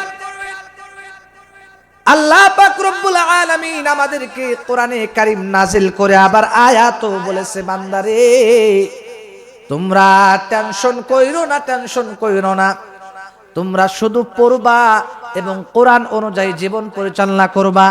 এই কোরআনকে হেফাজত করার দায়িত্ব আমি আল্লাহ নিয়ে নিলাম। কোরআন পড়বেন তো ইনশাআল্লাহ। যেমন তুমি দিলে জমিন, দিয়েছো আসমান, সঠিক সমাজ গড়তে দিলে তেমনি কোরআন। ঠিক না? যেমন তুমি দিলে জমিন, দিয়েছো আসমান, সঠিক সমাজ গড়তে দিলে তেমনি কোরআন। তোমার দয়ায় ফুরান, দয়ায় ফুরান, দয়ায় ফুরান। কথা বলেন ঠিক কিনা? বন্ধুগণ আমার গভীর মনোযোগ দিয়ে খেয়াল করবেন, তাহলে আপনাদেরকে কোরআনে কারিমের সূরা হিজরি থেকে 9 নম্বর আয়াতে কারিমা আপনাদের সামনে আমি তিলাওয়াত করেছি, তরজমাও করেছি, ব্যাখ্যাও দিয়েছি। এবার আল্লাহর নবীর অসংখ্য অগণিত হাদিসের বাণী থেকে একটা হাদিস শোনেন। নবীজি সুন্দর করে বলে দেন, তারাকতু ফীকুম আমরাইন, দুইটা জিনিস, আমার উম্মতেরা গভীর মনোযোগ দিয়ে খেয়াল করো, দুইটা জিনিস আমি তোমাদের মাঝে রেখে যাচ্ছি। তারাকতু ফীকুম আমরাইন লান তাদিল্লু মা তামাসসাকতুম বিহিমা। আর এই দুইটা জিনিসকে যদি তোমরা পাকড়াও করে ধরে রাখতে পারো, মজবুত ভাবে যদি ধরে রাখতে পারো, তারাকতু ফীকুম আমরাইন লান তাদিল্লু মা তামাসসাকতুম বিহিমা কিতাবাল্লাহি ওয়া সুন্নাত রাসূলি। এই দুইটা জিনিস হলো, একটা হলো কিতাবুল্লাহ, একটা হলো কোরআনে কারীম, আর একটা হলো আমি পয়গম্বরের হাদিস। জোরে কোন আল্লাহু আকবার। এক নাম্বার হলো কোরআনে কারীম, দুই নাম্বার হলো পয়গম্বরের সুন্নাহ অর্থাৎ পয়গম্বরের হাদিস। এই কোরআন আর সুন্নাহকে যদি আমরা সুন্দর করে পাকড়াও করে ধরে রাখতে পারি, দয়ার নবী মায়ার নবী সুন্দর করে জানিয়ে দেয়, কোনদিন তোমরা লান তাদিল্লু মা তামাসসাকতুম বিহিমা, কোনদিন তোমরা পথভ্রষ্ট হইবা না। তাহলে এক নম্বর বলেন কি? কোরআন। দুই নম্বর হলো নবীজির সুন্নাহ। এই দুইটা জিনিস আমাদের জীবনে চলার ক্ষেত্রে, প্রতিটি ক্ষেত্রে এই কোরআন এবং সুন্নাহ অনুযায়ী জীবন যাপন করার দরকার আছে না নাই? আরো জোরে বলেন, আছে না নাই? আমার ভাইরা গভীর মনোযোগ দিয়ে খেয়াল করবেন, কোরআন শুধু ঘরের ভিতরে আলমারির মধ্যে রাইখে দিলেই হবে না। এই কোরআনে কারীমকে পড়া দরকার আছে না নাই? এই কোরআনে কারীমকে তিলাওয়াত করা দরকার আছে না নাই? এই কোরআনে কারীম অনুযায়ী কোরআন ডাক দিয়া বলে, এ দুনিয়ার মানুষ, আমি কোরআন কিন্তু আলমারির ভিতরে থাকার জায়গা না, আমি কোরআনকে দিয়া তোমাদের কাজ করতে হবে। কথা বলেন চিল্লায় ঠিক কিনা? আমি কোরআন দিয়ে তোমাদের পার্লামেন্ট চালাইতে হবে, আমি কোরআন দিয়া তোমাদেরকে রাষ্ট্র চালাইতে হবে, আমি কোরআন দিয়ে তোমাদের সমাজ পরিচালনা করতে হবে, পারিবারিক জীবন, ব্যক্তিগত জীবন, রাষ্ট্রীয় জীবন, সবকিছুকেই এই কোরআন দিয়ে চালাইতে হবে। এটাই হলো কোরআনের পরিপূর্ণভাবে হক আদায় করা।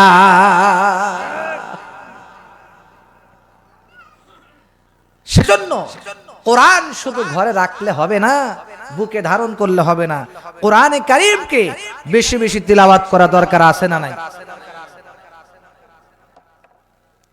কোরআনে কারীমকে প্রতিদিন আমাদের নিয়মিত তিলাওয়াত করতে হবে। এখন যদি আমি জিজ্ঞেস করি, ভয় পাইেন না, জিজ্ঞেস করবো না, বলতে কথাই কথাই বলতেছেন, যদি জিজ্ঞেস করি যে আজকে আমরা কারা কারা কোরআন শরীফ সকালবেলা তিলাওয়াত করছি, যদি হাত তুলতে বলি আমার মনে হয় বেশিরভাগই ফেল করবে, ঠিক কিনা? মাদ্রাসার ছাত্ররা হয়তো উঠাবে, শুধু কোরআনের পাখিরা হয়তো উঠাবে, আর বেশিরভাগই হয়তো ফেল করবে। আহা, আজকে আমাদের সমাজের ভিতরে শান্তি নাই। এরে মুমিন, কি জন্য আজকে আমাদের সমাজে শান্তি নাই? এর কারণ হলো কোরআন থেকে আমরা দূরে সরে গেছি। কথা বলেন না কেন? আজকে যদি আমরা কোরআনে কারীমকে নিয়মিতভাবে তিলাওয়াত করতাম, আমরা যদি কোরআনে কারীমকে সুন্দরভাবে তিলাওয়াত করতাম গো, তাহলে আমাদের সমাজে, পরিবারে, সমাজে কোনোদিন অশান্তি আসতো না। বন্ধুগণ আমার গভীর মনোযোগ দিয়ে খেয়াল করবেন।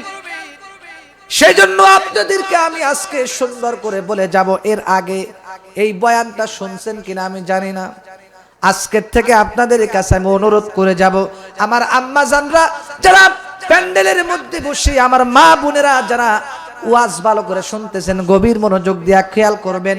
প্যান্ডেলের মধ্যে কিন্তু গল্প করলে হবে না, ছোলাবট বাদাম খাইলে হবে না। আমার মা বোনেরা, বিশেষ করে আপনাদেরকে আমি উল্লেখ করে বলতেছি, আপনাদেরকেও বলছি, সবাইকে বলতেছি, মা বোনেরা বিশেষ করে খেয়াল করে শুনবেন আর আমল করার চেষ্টা করবেন। আজকের থেকে পাক্কা নিয়াত করবেন গো, এই যে কোরআনে কারীমটাকে প্রত্যেকটা দিন নিয়মিতভাবে কমপক্ষে এক পারা করে তিলাওয়াত করবে। কোরআনে কারীমটাকে আপনি এক পারা না পারলে কমপক্ষে 3 থেকে 5 পৃষ্ঠা অথবা আধা পারা অথবা এক পারা করে কমপক্ষে তিলাওয়াত করবেন। শুধু তাই নয়, আমি আরো কিছু আমল দিয়ে যাব, খুব গভীর মনোযোগ দিয়ে খেয়াল করেন। সমাজে যেগুলো আজকে নাই সেগুলো আমি বলার চেষ্টা করতেছি, কারণ সমাজে বর্তমানে আমার মা বোনেরা কোরআন তিলাওয়াত একেবারেই ছেড়ে দিছে, ঠিক কিনা? আর গার্জিয়ানরাও বেশি কিছু বলে না, পড়তেছে পড়ুক, না পড়ে না পড়ুক, যা ইচ্ছা তাই করুক। কথা বলেন ঠিক কিনা? আমার বাবাজিরা, যুবক ভাইদেরকেও ভালো করে লক্ষ্য করতে হবে, খেয়াল করে শোনেন। আপনারা প্রত্যেকটা দিন সূরা ইয়াসিনটা কমপক্ষে তিলাওয়াত করবেন। রাজি আছেন তো ইনশাআল্লাহ? আমি জানি মাদ্রাসার ছাত্ররা অবশ্যই সূরা ইয়াসিন আজকে তিলাওয়াত করেছে। শুধু তাই নয়, আমিও কিন্তু আলহামদুলিল্লাহ আজকে সূরা ইয়াসিন তিলাওয়াত করেছি গাড়ির ভিতরে বসে বসে। শুধু তাই নয়, গতকালকে আমরা 3 জন বক্তা একসাথে রাত্রে এক জায়গা হয়েছিলাম। আলহামদুলিল্লাহ বলেন। গাড়ির ভিতরে আমি ইচ্ছা করলে ঘুমাইতে পারতাম, কিন্তু চিন্তা করলাম আজকে শুক্রবারের দিন সূরা ইয়াসিনটা কোনোভাবে মিস করা যাবে না। আমি কি করলাম, সূরা ইয়াসিনটাকে গাড়ির ভিতরে পড়ে নিলাম। শুধু তাই নয়, জুমার দিন আরেকটা সূরার আমল আছে, সূরা কাহাফ, সূরাতুল কাহাফ 15 নম্বর পারা 12 নম্বর পৃষ্ঠায় আছে।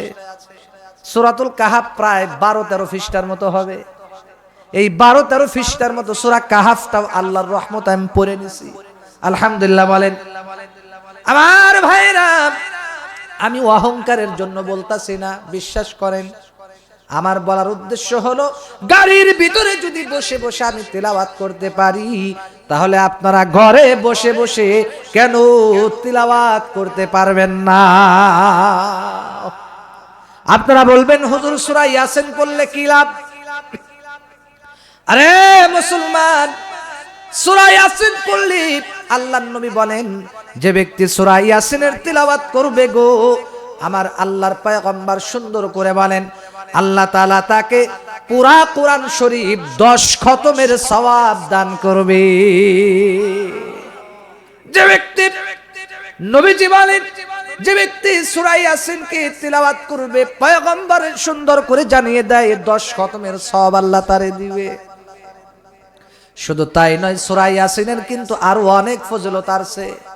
এই এখানেই করে যাব না, এখানে আসেন, এখানে আসেন ভাই, এই চার্জ শেষ হয়ে গেছে। আচ্ছা আচ্ছা ঠিক আছে, এখানে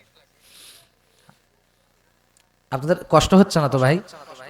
লা ইলাহা ইল্লাল্লাহ, একটু চা খেয়ে নেই।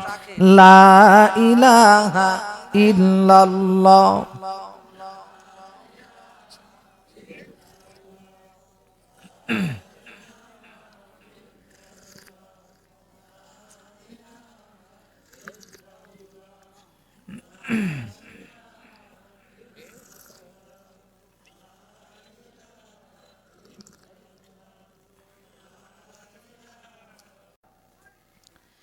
22 পারাই আছে লাস্টের দিকে, 23 নম্বর পারা ওমালিয়ালা আ'বুদুল্লাযী ফাতারানি ওয়া ইলাইহি তুরজাউন থেকে। আর সূরা ইয়াসিনটা পড়েছে হলো 22 পারার 19 নম্বর পৃষ্ঠায়। আপনারা দেখে নেবেন, মোটামুটি 5 পৃষ্ঠার মতো। ব্যাপারই না, পড়লে আপনি পড়তে পড়তে তখন অভ্যাস হয়ে যাবে, আপনি পড়তে পারেন। কথা বলেন ঠিক কিনা? যেমন যারা হাফেজ তাদের পড়তে সময় লাগে না, ঠিক কিনা বলেন? যেমন আমরা যখন পড়ি বেশি সময় লাগে না, পড়তে পড়তে অভ্যাস হয়ে গেছে, সেটা আপনার পড়তে হবে। আমার বন্ধুগণ গভীর মনোযোগ দিয়ে খেয়াল করেন, প্রত্যেকটা দিন দরকারাই না খেয়ে থাকবেন, অন্য কাজ দরকারাই ছুটে যাবে, সূরা ইয়াসিন যেন না ছুটে যায়। কথা বলেন ঠিক কিনা? আমার মা বোন যারা আছে তাদেরকেও আপনারা পড়াবেন।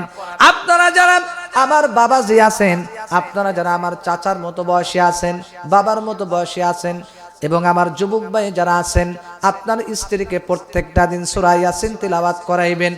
আমার বাবাজিদেরকে বলছি, আপনারা আপনার ছেলের বউকে তিলাওয়াত করাইবেন, আপনার মেয়েদেরকে তিলাওয়াত করাইবেন, আপনার নাতি নাতিনদেরকে তিলাওয়াত করাইবেন। খোঁজ খবর নেবেন এই তিলাওয়াত সূরা ইয়াসিনের ঠিক মতো হয়েছে নাকি। এই মা বোনেরা, অনেকের ভিতরে বদভ্যাস আছে, কোরআনে কারীমকে না ছুঁয়ে, কোরআনে কারীম তিলাওয়াত না করে বাড়ি ঘরের কাজকর্ম নিয়ে আগেই ব্যস্ত হয়ে যায়। কথা বলেন ঠিক কিনা? অনেকেই থাল বাসন নিয়ে ব্যস্ত হয়ে যায়, অনেকেই উঠান ঝাড়ু দেওয়ার জন্য ঝাড়ু নিয়ে ব্যস্ত, অনেকেই রান্নাবাড়ি নিয়ে ব্যস্ত, অনেকেই গরু বাছুর পালার জন্য ব্যস্ত, অনেকেই গোবরের লাদা নিয়ে, গরুর গোবরের লাদা নিয়ে ব্যস্ত, অনেকেই বিভিন্ন কৃষিকাজ নিয়ে ব্যস্ত, অনেকেই বিভিন্ন সংসারের কাজ নিয়ে ব্যস্ত হয়ে যায়। না না রে না, এই আমার আম্মা জান, না না না, কোরআনে কারীম না পড়ে আগেই আপনি কাজ শুরু করবেন না। বিশ্বাস করেন, বিশ্বাস করেন, প্রত্যেকটা দিন যদি আপনি সূরা ইয়াসিন তিলাওয়াত করে যদি এর পরে কাজে নাইমা পড়েন, বিশ্বাস করেন আমার আল্লাহ আপনার কাজের ভিতরে বরকত দান করবে।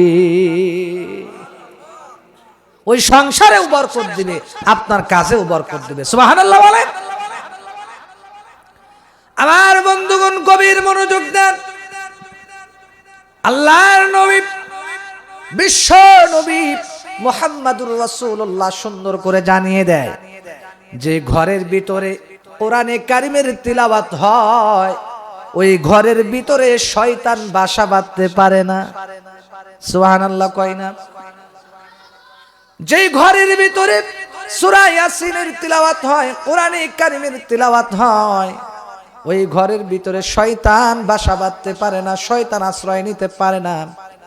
শুধু তাই নয়, আর যে ঘরের ভিতরে কোরআনে কারীমের তিলাওয়াত হয় না গো, আল্লাহর নবী বলে ওই ঘরের ভিতরে শয়তান বাসা বাঁধে। যেমন অনেক মা বোনেরা আছে, সকালবেলা হয়ে গেলে ইমাম সাহেবের কাছে বাচ্চাকে জারানোর জন্য নিয়ে যায়, হুজুর আমার বাচ্চাটা কান্নাকাটি করে। অনেকেই আছে বাড়িতে আপনার কি বলে, অনেক ছেলেরাও নিয়ে যায়, মহিলা মানুষও নিয়ে যায়, পুরুষ মানুষও নিয়ে যায়, হুজুর আমার নাতিটা কান্নাকাটি করে, মেহেরবানি করে একটু জারফুক করে দেন। না না, জারফুক করা ইনশাল্লাহ দরকার নাই, আপনাকে আমি মেডিসিন দিয়ে গেলাম, আমল শিখায় দিয়ে গেলাম। প্রত্যেকটা দিন আপনার নাতি ছোট বাচ্চারা যে ঘরের ভিতরে কান্দে, এর কারণ কি জানেননি? তবে সব কারণ যে এটাই তা না, এটাও একটা কারণ হইতে পারে। আপনার ঘরে কোরআনের তিলাওয়াত না থাকার কারণে আপনার ঘরটা শয়তানের আস্তানা হয়ে গেছে। সুবহানাল্লাহ না? কোন দিকে যাব? শয়তানের আস্তানা হয়ে গেছে। সুবহানাল্লাহ, জোরে কোন নাউজুবিল্লাহ, আর চিৎকার দিয়ে বলেন নাউজুবিল্লাহি মিন যালিক। বন্ধুগণ আমার, সেই জন্য প্রত্যেকটা দিন সূরা ইয়াসিন তিলাওয়াত করবেন। রাজি আছেন তো ইনশাআল্লাহ? যত কষ্ট হোক না কেন সূরা ইয়াসিন তিলাওয়াত করবেন। 2 নম্বর জোহরের নামাজের পরে সূরা ফাতিহা তিলাওয়াত করবেন। ওটা হলো 26 নম্বর পারায় আছে। শুধু তাই নয়, 26 পারার 10 নম্বর পৃষ্ঠায় আছে, দেখে নেবেন। এরপরে আসরের নামাজের পরে সূরাতুন নাবা পড়বেন। আম্মা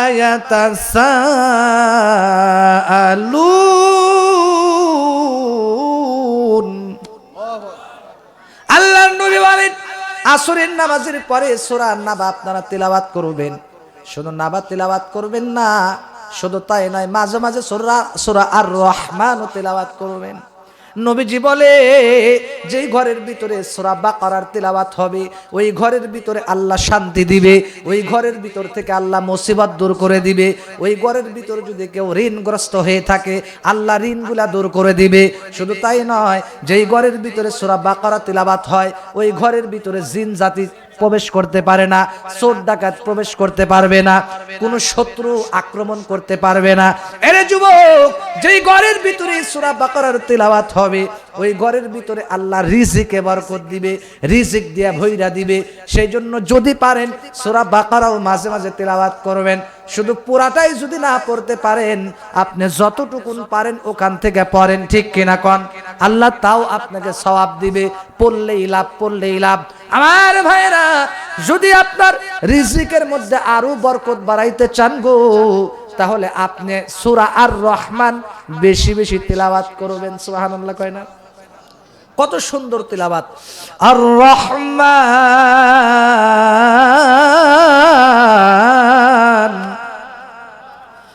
আল্লামাল কুরআন খালাকাল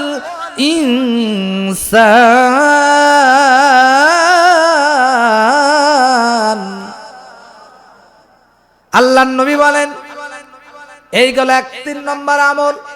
আরে দুনিয়ার মানুষেরা, 4 নম্বর আমল হলো মাগরিবের নামাজের পরে সূরা ওয়াকিয়া তিলাওয়াত করবেন। কথা বলেন ঠিক কিনা?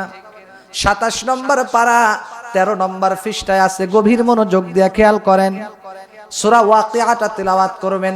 আপনারা বলবেন হুজুর সূরা ওয়াকিয়া তিলাওয়াত করলে আবার কি লাভ? লাভ আছে অবশ্যই। আল্লাহর নবী বলেন যেই ব্যক্তি মাগরিবের পরে সূরা ওয়াকিয়া তিলাওয়াত করবে গো, আল্লাহর নবী বলেন দারিদ্রতা কোনোদিন ওই বাড়ির কাউকে স্পর্শ করবে না। যে ব্যক্তি প্রত্যেকদিন ধারাবাহিকভাবে সূরা ওয়াকিয়ার তিলাওয়াত করবে, দারিদ্রতা কখনো তাকে স্পর্শ করবে না। আল্লাহ তাআলা তার রিজিকে বরকত দিবে, 2 হাত টাকা দিয়ে ভইরা দিবে। ওয়া হুয়া লা ইয়াহতাসিব, কোথা থেকে রিজিক আসবে সে ধারণাও করতে পারবে না। সুবহানাল্লাহ কয় না? রিজিকের টেনশন হবে না। আমার আল্লাহ আপনাকে সম্মান দিয়া ভরে দিবে, টাকা দিয়া ভইরা দিবে, পয়সা দিয়া ভইরা দিবে, রিজিক দিয়া আপনার 2 হাত ভইরা দিবে।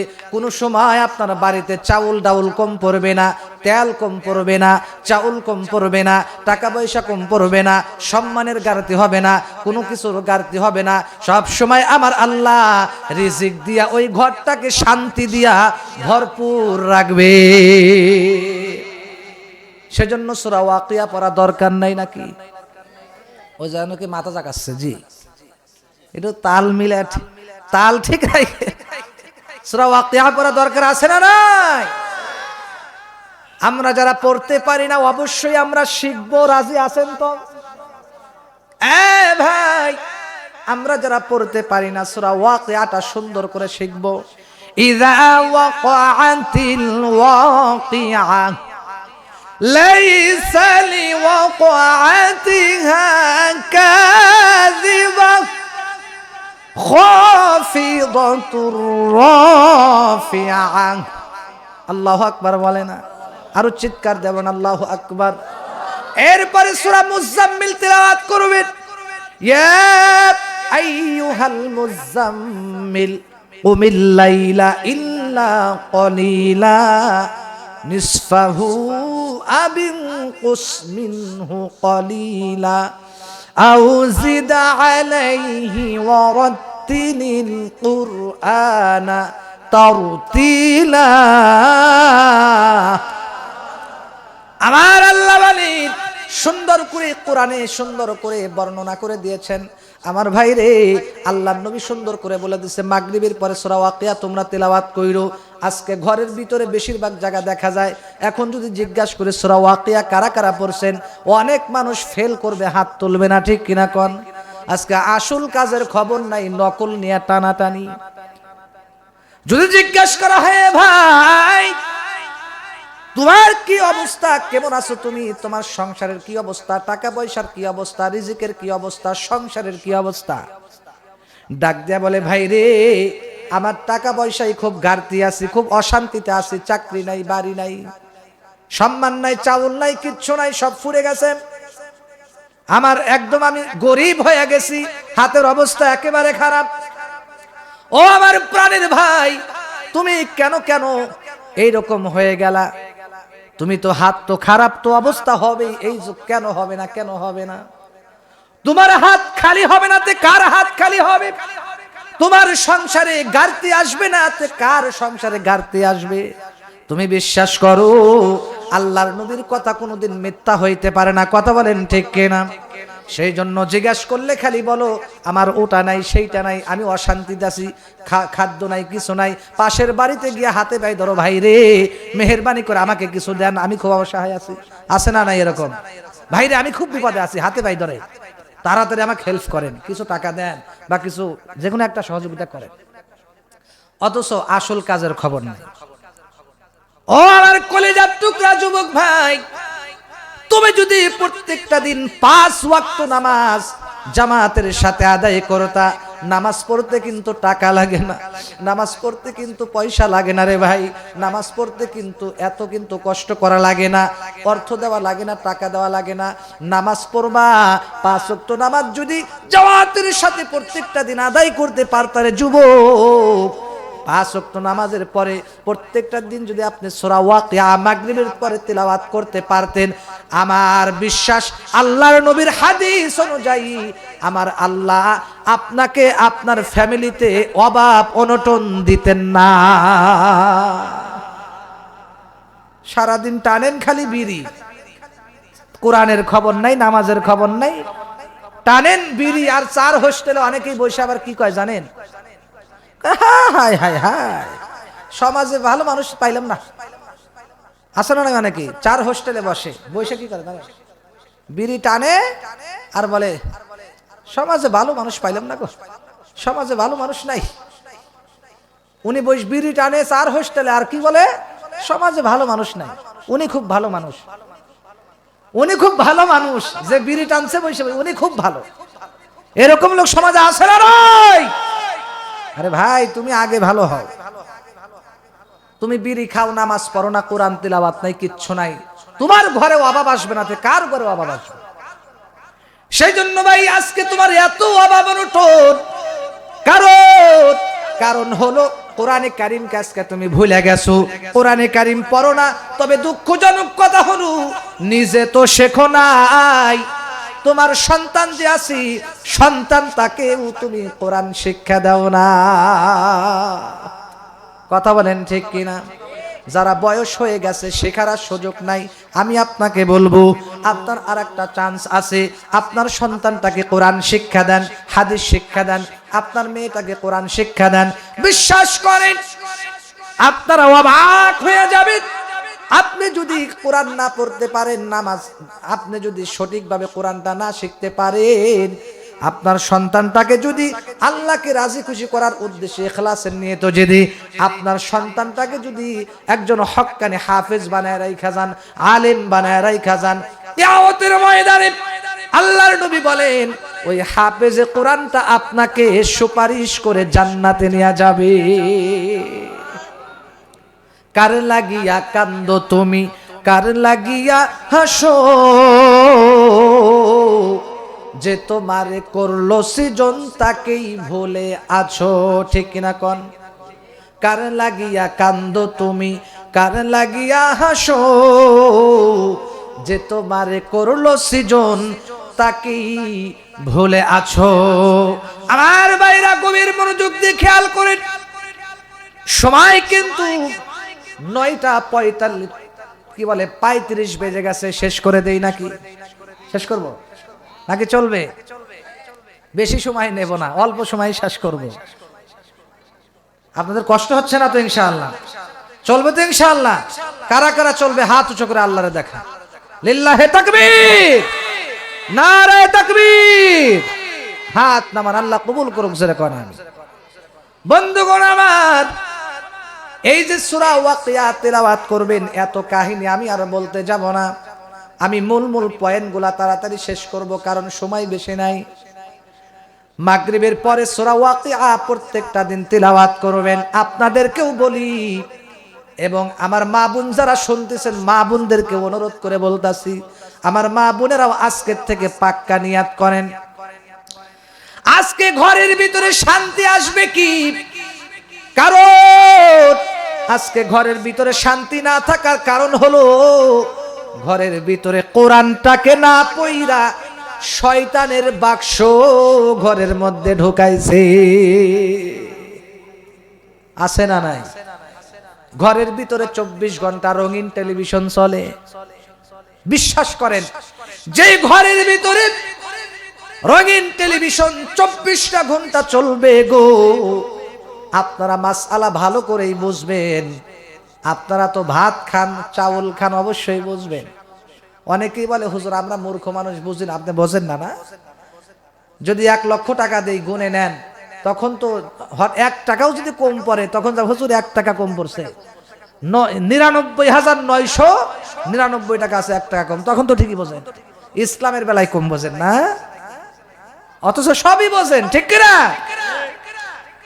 তাহলে যে কথা বলতেছিলাম, কি জানো বলতেছিলাম, আপনার সন্তানটাকে যদি আপনি হাফেজ আলেম বানায় রেখে যেতে পারেন, বিশ্বাস করেন আপনার ছেলেটাকে যে আপনি জেনারেল শিক্ষায় শিক্ষিত করে গেলেন, ডাক্তার বানায়া গেলেন, ইঞ্জিনিয়ার বানায়া গেলেন, বিভিন্ন রকমের আপনার সুপারভাইজার বানায়া গেলেন, জেনারেল শিক্ষায় শিক্ষিত করে গেলেন, কিন্তু আপনি মরার পরে খবর নিছেননি আপনার সন্তানটা কয়বার আপনার কবরের পাশে গিয়া জিয়ারত করছে।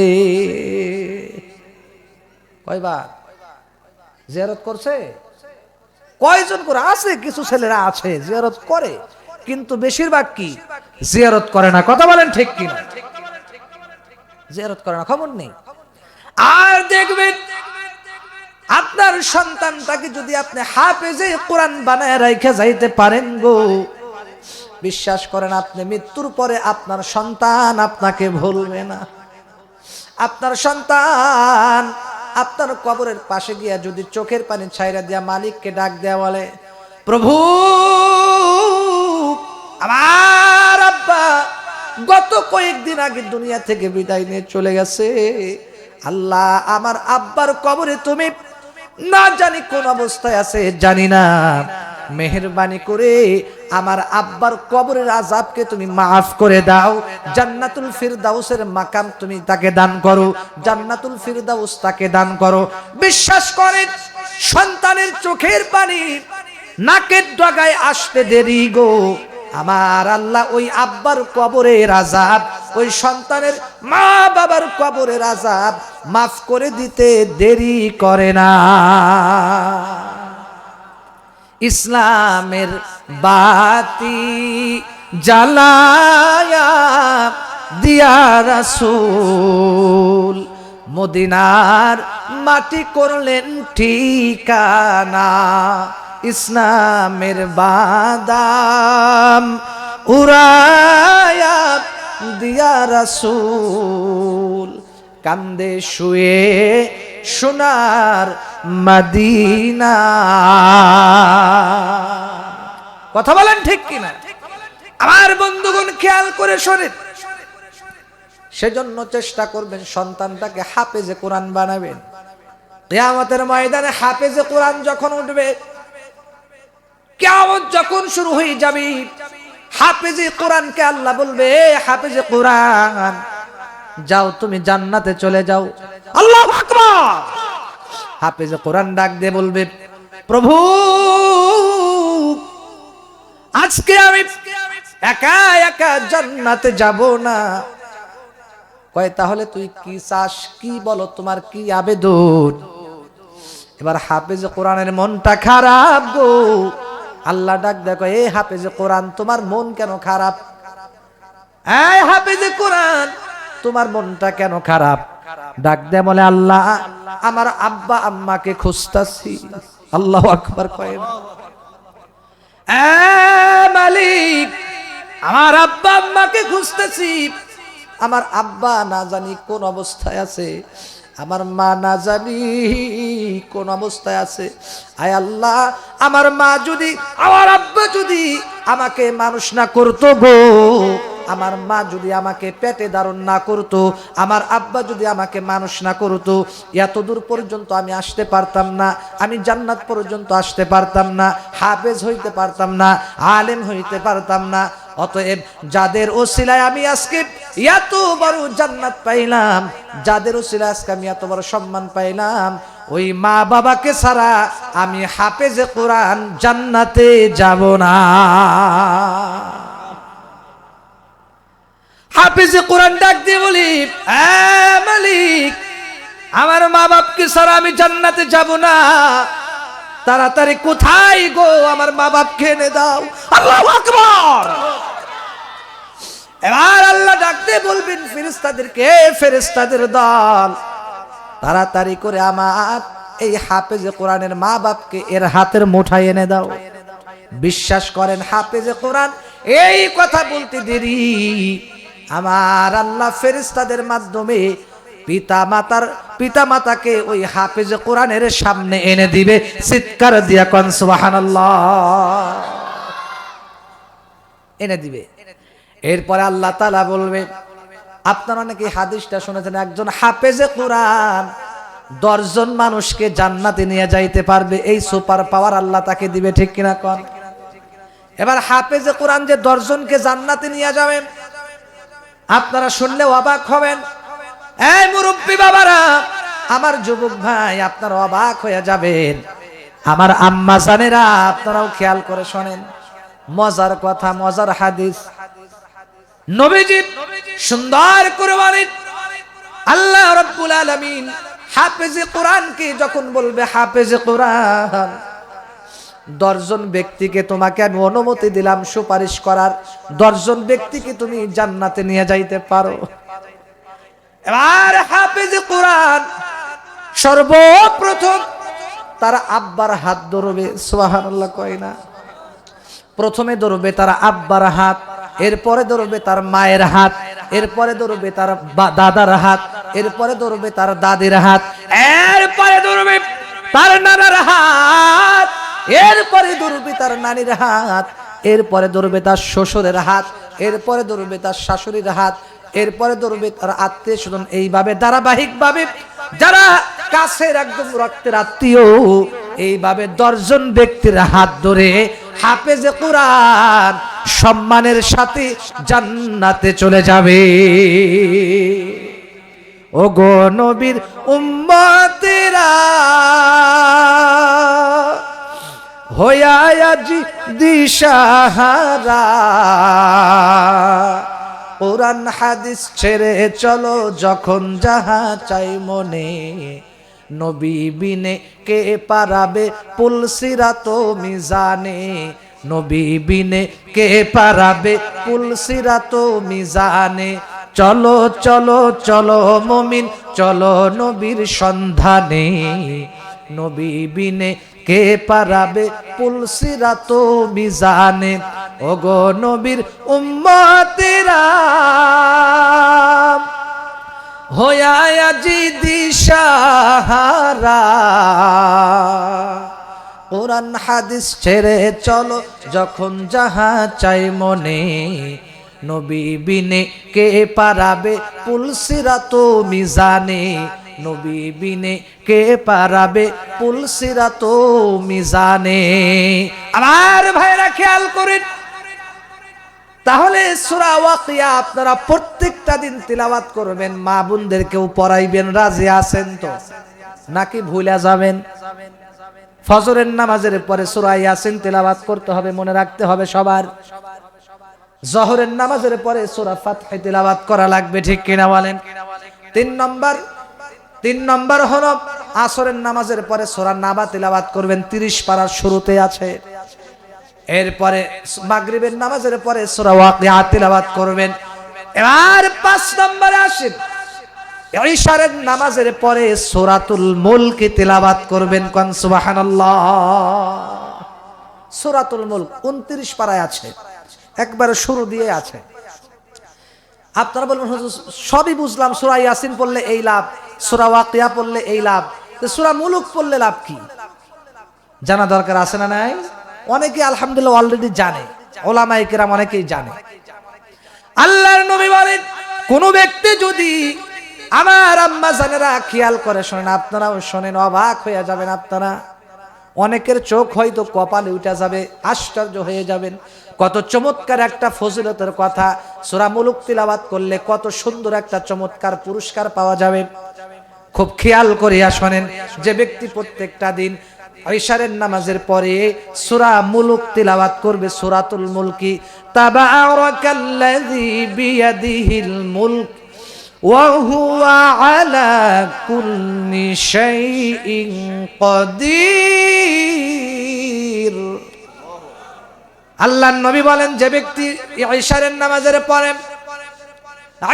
নামাজের পরে যে ব্যক্তি সূরা মুলক তিলাওয়াত করবে গো, আল্লাহর নবী বলেন ওই সূরা মুলকটা কিয়ামতের ময়দানে একটা সবুজ পাখির আকৃতি ধারণ করবে। সুবহানাল্লাহ।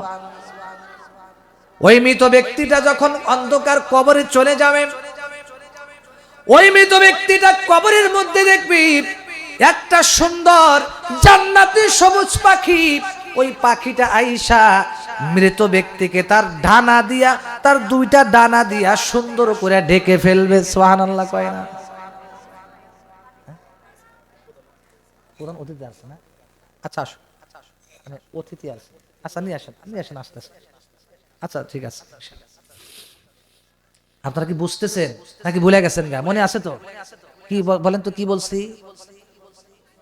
সবুজ পাখি শুনতেই কত ভালো লাগে, ঠিক কিনা? নাকি অনেকেই মন খারাপ করে, অনেকেই মুখ কালা করে বসে আছে, না জানি বউ মারা গেছে 99টা, এমন ভাবে কালা চেহারা করে বসে আছে, না জানি বউ মারা গেছে 99টা। চেহারা সবসময় স্মাইলিং ফেস, মুস্কি হাসিতে রাখবেন সবসময়। নবীজি বলেন, যারা সবসময় মুস্কি হাসি দিয়ে কথা বলবে, তুমি যে তোমার ভাইয়ের সাথে মুস্কি হেসে কথা বললা, সদকা করার সওয়াব আল্লাহ দান। মুস্কি হাসি দিয়ে যে কথা বললেন, আপনি সদকার সওয়াব পাবেন। সুবহানাল্লাহ বলতেন না? সব সময় মুস্কি হাসি দিয়ে কথা বলবেন, মা বাবার সাথে, স্ত্রীর সাথে, বন্ধুদের সাথে, পাড়া প্রতিবেশীর সাথে, বিভিন্ন মানুষের সাথে, প্রত্যেকটা মানুষের সাথে মুস্কি হাসিতে কথা বলবেন। মুস্কি হাসি দিয়ে কথা বলা সবসময় কি? সুন্নাহ। একটা হলো সুন্নতের উপর আমল হবে, 2 নম্বর আপনি সদকা করার সওয়াব পাবেন। যতবার আপনি মানুষের সাথে মুস্কি হাসি কথা বলবেন, ততবার আপনি সদকা করার সওয়াব পাবেন। সুবহানাল্লাহ বলেন। অনেক মানুষ আছে মুখরে কালো বানাইয়া, ভাই কি বলবো, এমন কালো করে কথা বলে, স্ত্রীর সাথে খাও খাও খাও খাও করে, স্ত্রীর সাথে ভালোভাবে ব্যবহার করেন, আবার অন্যদের সাথে ঠিকই ভালো ব্যবহার করে। অনেক মানুষ আছে পরিবারের লোকের সাথে ভালো সম্পর্ক নাই, বাহিরের মানুষের সাথে রসকস কথা বলে, আছে না নাই? স্ত্রীর সাথে সবসময় খাও খাও করতেই থাকে, চিল্লা চিল্লি করতেই থাকে, আর যখন বাহিরের মানুষের সাথে কথা বলে খুব মধুর সম্পর্ক। আল্লাহর নবী বলেন, আপনি যে একজন কমপ্লিট সলিড একজন মানুষ, আপনি যে একজন জান্নাতি মানুষ, আপনি যে একজন ভালো মানুষ, এই সার্টিফিকেটটা দিবে আপনার স্ত্রী। ঠিক কিনা কোন? স্ত্রী যদি বলে, দুনিয়ার মানুষেরা, এই সমাজের মানুষেরা, চিল্লাচিল্লি কইরো না। স্ত্রী যদি সার্টিফিকেট দেয় আমার স্বামীটা খুবই ভালো, আল্লাহর নবী বলে তাহলে ওই ব্যক্তিটা অবশ্যই ভালো। আর স্ত্রী যদি বলে আমার স্বামীর মতো সভ্যনৈশ আর কেউ না, তা আর সমাজের মানুষের কাছে খুব ভালো, আল্লাহর কাছে ও ভালো না, কিয়ামতের ময়দানে জাহান্নাম ছাড়া উপায় নাই। চিল্লায় কান নাউজুবিল্লাহ। অনেকের স্ত্রী আছে স্বামীর প্রতি নারাজ, আছে না নাই? কিছু বলতেও পারে না, সইতেও পারে না। সেন্ন ভাইয়েরা, স্বামী স্ত্রীর সাথে সুন্দর ভাষায় কথা বলবেন, স্ত্রীকে বেশি বেশি খাওয়াইবেন, স্ত্রীর সাথে সুসম্পর্ক রাখবেন। বরকত দিবে কে বলেন তো? আল্লাহ বরকত দিবে। আরে স্ত্রীকে অনেকেই 3 পিস দিতে কৃপণতা করে। এত 3 পিস দেওয়া লাগে? প্রতি মাসে চাও আমারে ফকির বানায় ছাড়বা? স্ত্রীকে 3 মাসেও 3 পিস দেয় না, আছে না নাই? আবার অনেকে 6 মাস পরে স্ত্রী বিচারা একটা 3 পিসের আবেদন করছে, একটা 3 পিস আইনো আমার জন্য, একটা ভালো শাড়ি আইনো, একটা এইটা আইনো, মুখ কালা করে, আছে না নাই? আর একদিন দিয়ে সারতে পারলাম না, এখন আবার চাও।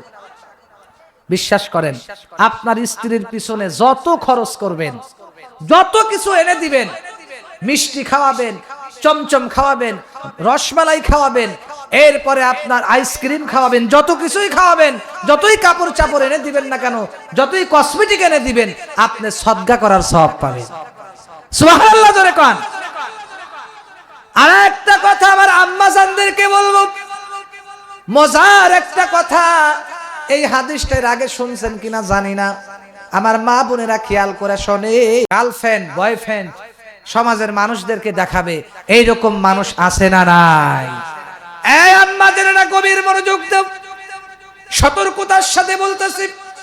আমার আল্লাহ বলেন 22 নম্বর পারা প্রথম পৃষ্ঠায় আছে, হাফেজে কোরআন এখানে বসা আছে।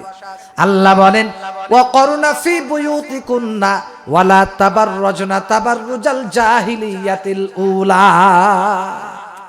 নারীরা, মহিলারা কিভাবে তারা ঘরে থাকবে আর জরুরি প্রয়োজনে, হাকিকি প্রয়োজনে ঘর থেকে তারা কিভাবে বের হবে, এই কথাটা আমার আল্লাহ সূরা কোরআন শরীফের ভিতরে সুন্দর করে বলে দিয়েছেন। সুবহানাল্লাহ বলেন, আরো জোরে কোন সুবহানাল্লাহ। আল্লাহ তাআলা সুন্দর করে বলে দিয়েছেন। আল্লাহ বলেন, অকরনা, হে মহিলারা, অকরনা ফি বুয়ুতিকুন্না, তোমরা নারীরা ঘরের ভিতরে বসবাস করতে থাকো। সুবহানাল্লাহ। ওয়ালা তাবাররাজনা তাবাররুজাল জাহিলিয়াতিল উলা, হ্যাঁ তোমরা ঘরেই অবস্থান করো, কিন্তু যদি কোনো জরুরি কাজ থাকে, ডাক্তার দেখাইতে হয়, অসুস্থতা বা যে কোনো জরুরি যদি কাজ থাকে, তাহলে ওই জাহিলি যুগের নারীদের মতো রূপ সৌন্দর্য প্রদর্শন করে তুমি একেবারে হেই কি বলে নায়িকার মতো সাজুগুজু করে জাহিলি যুগের নারীদের মতো রূপ সৌন্দর্য প্রদর্শন করে রাস্তায় বের হয়েও না। সুবহানাল্লাহ বলেন। এটা কার কথা? আল্লাহর কথা। সেজন্য মা বোনেরা, আপনারা বাহিরে বের হবেন নিষেধ নাই, তবে খাস পর্দার সাথে বের হবেন। কথা বলেন ঠিক কিনা? তাহলে আমার মা বোনদেরকে বলবো, আজকের থেকে সূরা ইয়াসিন তেলাওয়াত করবেন নিয়মিত, কোরআনে কারীমটাকে বেশি বেশি তেলাওয়াত করবেন। কোরআনে কারীম যদি প্রত্যেকটা দিন নিয়মিত তেলাওয়াত করতে পারেন, আপনারাও যদি কোরআনে কারীম নিয়মিত তেলাওয়াত করতে পারেন, আল্লাহর নবী হাদিস শরীফের মধ্যে বলেন, যারা কোরআনে কারীম তেলাওয়াত করে এরা হলো কমলা লেবুর মতো। সুবহানাল্লাহ কয় না? যার গিরান খুবই মিষ্টি গিরান। যারা কোরআনে কারীম তেলাওয়াত করে এদের দৃষ্টান্ত হলো এরা হলো কমলা লেবুর মতো, যার ঘ্রাণ হলো অনেক সুন্দর, আকর্ষণীয় সুন্দর। যারা কোরআন পড়ে আল্লাহ তাদেরকে কমলা লেবুর সাথে তুলনা দিয়েছে। সুবহানাল্লাহ কয় না? আর যারা কোরআনে কারীমকে তেলাওয়াত করে না, কোরআন শরীফকে যারা পড়ে না, যারা কোরআন অনুযায়ী জীবন যাপন করে না, এদের দৃষ্টান্ত হলো খেজুরের মতো, যার কোনো ঘ্রাণ নাই। খেজুরের ঘ্রাণ আছে? যত দামি খেজুর হোক না কেনেন, ঘ্রাণ আছে? তার দৃষ্টান্ত দিছে খেজুরের মতো। সেজন্য আপনারা কি খেজুরের মতো হবেন নাকি কমলা লেবুর মতো হবেন? কমলা লেবুর মতো হবেন তো ইনশাআল্লাহ? অবশ্যই অবশ্যই। সেই জন্য কোরআনে কারীমকে আমরা নিয়মিত তিলাওয়াত করব, কোরআন অনুযায়ী জীবন যাপন করব। খবরদার খবরদার, আমরা কোরআন শিখা ছাড়া থাকবো না। যারা কোরআন পড়তে পারি না, আজকের থেকে আমরা প্রতিজ্ঞা করি, নিয়াত করি, মসজিদের সম্মানিত ইমাম সাহেব আছেন জনাব, এই মসজিদের সম্মানিত ইমাম সাহেব মাওলানা আব্দুল হান্নান সাহেব হাফিজাহুল্লাহ, আমার মহব্বতের মানুষ আব্দুল হান্নান ভাই, ওনার কাছে, এই মসজিদের সম্মানিত ইমাম সাহেবের কাছে কোরআন শিখবেন, রাজি আছেন তো? অথবা আরো যারা মুয়াজ্জিন আছেন তাদের কাছে শিখবেন, অথবা মাদ্রাসার হুজুর যারা আছে, অথবা যারা হুজুর আছে, আলেম উলামা আছে, যাকে আপনার ভালো লাগে তার কাছ থেকে আপনি কোরআনটা তাড়াতাড়ি করে শিখে নেন। কথা বলেন ঠিক কিনা? কোরআন শিখবেন। আরে এই সাউন্ড তো একদম 250 গতিতে চলতেছে, আপনাদের মনে হয় কষ্ট হইতেছে ভাই। চলবে তো ইনশাআল্লাহ? আমার মরণ আসিবে কখন কেউ তো জানে না, ঠিক কিনা? আমি মরে গেলে আমায় তোমরা ভুলা যায়ও না, আমি মরে গেলে আমায় তোমরা ভুলিয়া যায়ও না, আমার মরণ আসিবে কখন কেউ তো জানে না। আমার ভাইরা রে, আমার বন্ধুগণ, এই যে কথাগুলো বললাম, সর্বপ্রথম কোরআনের কথা বলেছি। আমরা কোরআনে কারিমকে শুধু ঘরের ভিতরে রাখলে হবে না, কোরআন অনুযায়ী জীবন যাপন করা দরকার আছে না নাই? আপনি কোরআন খালি ঘরের ভিতর আলমারির মধ্যে রাইখা দিলেন, পড়লেন না, তাহলে কি লাভ আছে নাকি? লাভ নাই। আপনার কোরআন পড়তে হবে, শিখতে হবে, সমাজকে কোরআন অনুযায়ী পরিচালনা করতে হবে, কোরআন অনুযায়ী সমাজকে পরিচালনা করতে হবে, গোটা দেশকে পরিচালনা করতে হবে। কথা বলেন ঠিক কিনা? আর নবীজির সুন্নাহ অনুযায়ী জীবন যাপন করতে হবে। নবীজি বলেন, তারাকতু ফিকুম আমরাইন লান তাদিল্লু মা তামাসসাকতুম বিহিমা কিতাবাল্লাহি ওয়া সুন্নাত রাসূল। এই দুইটা জিনিসকে যদি তোমরা পাকড়াও করে ধরে রাখতে পারো, আমল করতে পারো, তাহলে তোমরা কোনোদিন পথভ্রষ্ট হইবা না। নিশ্চিন্তায় কিয়ামতের ময়দানে আল্লাহর জান্নাতে চলে যাইবা। সুবহানাল্লাহ। তবে বর্তমান জামানায় দুঃখজনক কথা হলো, কোরআন যিনি পড়লাম, কোরআন অনুযায়ী আমল করলাম, কিন্তু নবীজির সুন্নাত যদি না থাকে জান্নাতে যাওয়ার কায়দা আছে? বর্তমান জামানায় বেশিরভাগ মানুষের ভিতরে সুন্নাত নাই। কথা বলেন ঠিক কিনা? কথা বলেন ঠিক কিনা? আফসোস লাগে। বেশিরভাগ মানুষের ভিতরে নবীজির সুন্নাত নাই, একমাত্র আলেম উলামা ছাড়া। নবীজির সুন্নাহ লাগবে ভাই, নবীজির সুন্নাত অবশ্যই লাগবে। আপনি নবীজির সুন্নাত ছাড়া কিয়ামতের দিন তো আপনি সুপারিশ, নবীজির সুপারিশ পাবেন না। অবশ্যই নবীজির সুন্নাত লাগবে আপনার। নবীজির সুন্নাহ কি? দাড়ি রাখা। এটা তো দাড়ি রাখা এক সুন্নাহ। আর একটা হলো, এক নম্বর কথা হলো, দাড়ি রাখা কিন্তু ওয়াজিব। দাড়ি রাখা, এক মুষ্টি দাড়ি রাখা ওয়াজিব ভাই, সুন্নাত না কিন্তু, ওয়াজিব। কারণ আপনাদেরকে মাসআলা বললে, ব্যাখ্যা দিলেই বুঝবেন। বলেন তো দেখি আপনারা, দাড়ি কাটলে কি গুনাহ? কবিরা গুনাহ। কবিরা গুনাহ মানে বড় গুনাহটা, দাড়ি কাটলে কবিরা গুনাহ। তাহলে দাড়ি রাখাও সুন্নাহ, আবার দস্তরখানা বিছায় খানা খাওয়া এটাও কি? সুন্নাহ। মাথায় টুপি দেওয়া এটাও কি? সুন্নাহ। কিতাবে কোথাও কি পেয়েছেন মাথায় টুপি না দিলে কবিরা গুনাহ হবে? আছে? আপনি কি পেয়েছেন নাকি দস্তরখানা বিছিয়ে না খানা খাইলে আপনার কবিরা গুনাহ হবে? শুধু তাই নয়, পাঞ্জাবি গায়ে না দিলে আপনার কবিরা গুনাহ হবে, পাগড়ি মাথায় দিয়া নামাজ না পড়লে আপনার কবিরা গুনাহ হবে। আছে নাকি? না রে মুমিন না।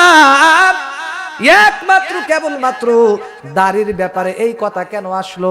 মুহাদ্দিসিনে কিরামগণ এই হাদিসের ব্যাখ্যার মধ্যে বলেন, দাড়ি রাখা এক পর্যায়ে এক riwayতের মধ্যে আছে, দাড়ি রাখা হলো এক দৃষ্টিকোণ থেকে সুন্নাহ, আর এক মুষ্টি পরিমাণ রাখা হলো ওয়াজিব।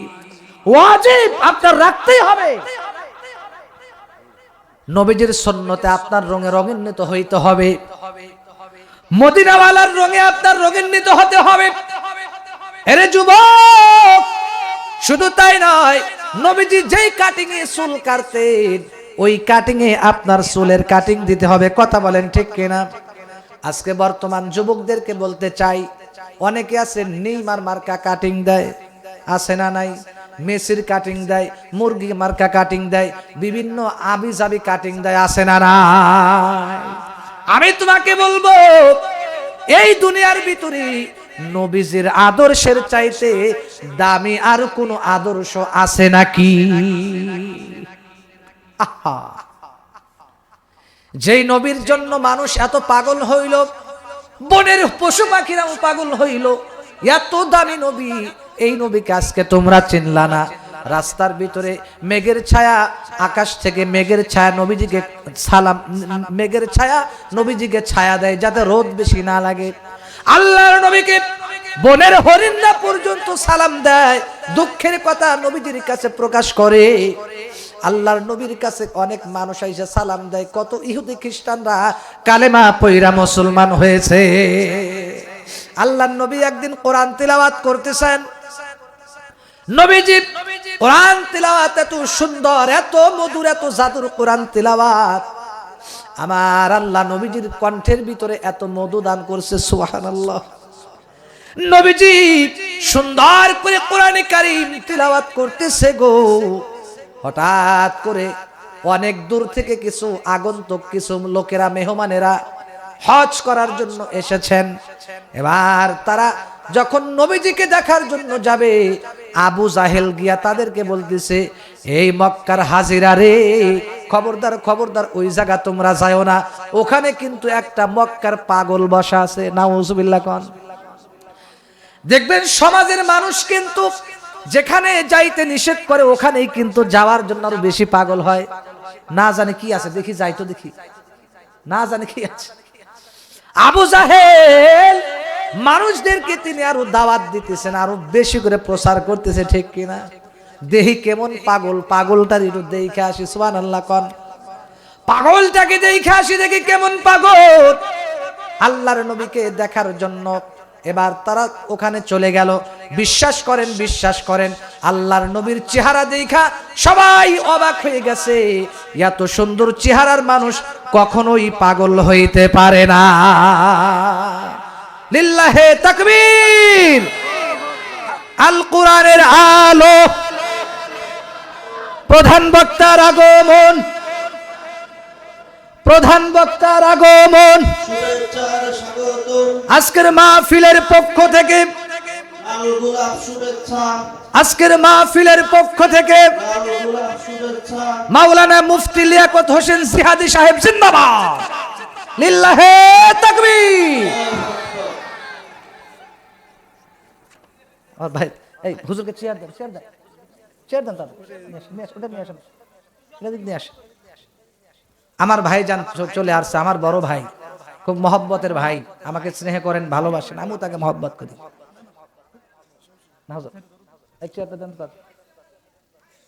আল্লাহ তাআলা হযরত আল্লামা মাওলানা মুফতি লিয়াকত হোসেন জিহাদি হাফিজাহুল্লাহ, মুহতামিম খিদমাতুল উম্মাহ মাদ্রাসা ঢাকা, আল্লাহ তাআলা আমার বড় ভাইয়ের হায়াতের মধ্যে বরকত দান করুন। জোরে কোন আমিন। আল্লাহ তাআলা তার কণ্ঠে, রিজকে, সম্মানে, হায়াতে, রিজকে আল্লাহ আরো বরকত দান করুন। জোরে কোন আমিন। বহু জায়গায় সফর করেন তিনি, দোয়া করি আল্লাহ তাআলা তাকে গাড়ি ঘোড়ার অ্যাক্সিডেন্ট থেকে, বিভিন্ন দুর্ঘটনা থেকে, শত্রুর হাত থেকে, সব রকমের মুসিবত থেকে আল্লাহ তাআলা আমার ভাইজানকে হেফাজত করুন। জোরে কোন আমিন। আর চিল্লায়ে বলেন আমিন। প্রধান বক্তা কিন্তু চলে আসছে। এখনো যারা রাস্তাঘাটে, বাজার ঘাটে এখনো যারা চিল্লা চিল্লি, মারামারি, কিলাকিলি করতেছেন, আর কিলাকিলি কইরেন না ভাই, হাড্ডি গুড্ডি ভেঙে গেছে। আসেন, এবার আসেন, আর রাস্তাঘাটে কেউ গল্প করেন না। প্রধান বক্তা চলে আসছে, তাড়াতাড়ি চলে আসেন, আমি এখনই শেষ করব। আমি হুজুরের কাছে 1 থেকে 2 মিনিট সময় নেই, আমি এখনই ইনশাআল্লাহ শেষ করে দেব। সবাই গভীর মনোযোগ দিয়ে খেয়াল করেন যেটা বলতেছিলাম। ওই যেটা আল্লাহর নবীর তিলাওয়াত যখন শুনতে আইছে, ভাই হায় রে, এত সুন্দর চেহারার অধিকারী মানুষ তো কোনদিন পাগল হইতে পারে না। কথা বলেন ঠিক কিনা? তারা বলে আমরা তো জানি পাগলের চুল তো উস্কো খুস্কো চুল হয়, চেহারা উস্কো খুস্কো থাকে, চোখে ময়লা থাকে, দাঁতে ময়লা থাকে, এলোমেলো থাকে। কিন্তু এটা কেমন পাগল, এত সুন্দর চেহারার অধিকারী কোনোদিন আমি দেখি নাই, কোনোদিন ইনি পাগল হইতে পারে না। নবীজি যখন কোরআনে কারীম থেকে তিলাওয়াত করছে গো, নবীজির তিলাওয়াত শোনার সাথে সাথে ওনারা ওখানে যারা ইহুদি খ্রিস্টান কাফেররা ছিল, যারা অমুসলিম ছিল, সাথে সাথে কালেমা পড়ে মুসলমান হয়ে গেছে। এত সুন্দর তিলাওয়াত। কিয়ামতের দিন যারা জান্নাতে যাইতে পারবে তারা নবীজির কণ্ঠে কোরআনে কারীমের তিলাওয়াত শুনতে পারবে, কারণ ইনশাআল্লাহ। আমার ভাই ইনশাআল্লাহ কোরআন হাদিস থেকে ইনশাআল্লাহ সুন্দর কথা বলবেন। আমি অনেক সময় বয়ান করেছি, সে 8টার পরে মনে হয় উঠেছেন, হ্যাঁ প্রায় 2 ঘন্টার মতো হয়ে গেছে। ইনশাআল্লাহ আমার ভাইজান বলবে, সেজন্য আমি আজকে আমার আলোচনা থেকে আপনাদেরকে আমি এতটুকু মেসেজ দিতে চাই। আসেন, কোরআনের মুআজিজা বলতে গেলে আমি আজকে শেষ করতে পারবো না, কথা বলেন ঠিক কিনা? কোরআনের কথা বলতে গেলে কিয়ামত পর্যন্ত বলতে গেলেও শেষ হবে না। সেজন্য আজকে যতটুকুন বললাম, যদি আল্লাহ ভবিষ্যতে আবার কবুল করে ইনশাআল্লাহ আগামীতে এসে আবার বলবো। বলেন ইনশাআল্লাহ, বলেন ইনশাআল্লাহ। আজকের থেকে আমরা পাক্কা নিয়াত করব, যতটুকুন বয়ান যতটুকুন করলাম আমরা সহি কথাগুলোর উপর আমল করব। আল্লাহ সহি কথার উপর আমল করার তৌফিক দান করুক, জোরে কোনা আমিন। আল্লাহ তাআলা আমাদেরকে কোরআন অনুযায়ী জীবন যাপন করার তৌফিক দান করুক, জোরে কোনা আমিন। কোরআনে কারীম বেশি বেশি তিলাওয়াত করার তৌফিক দান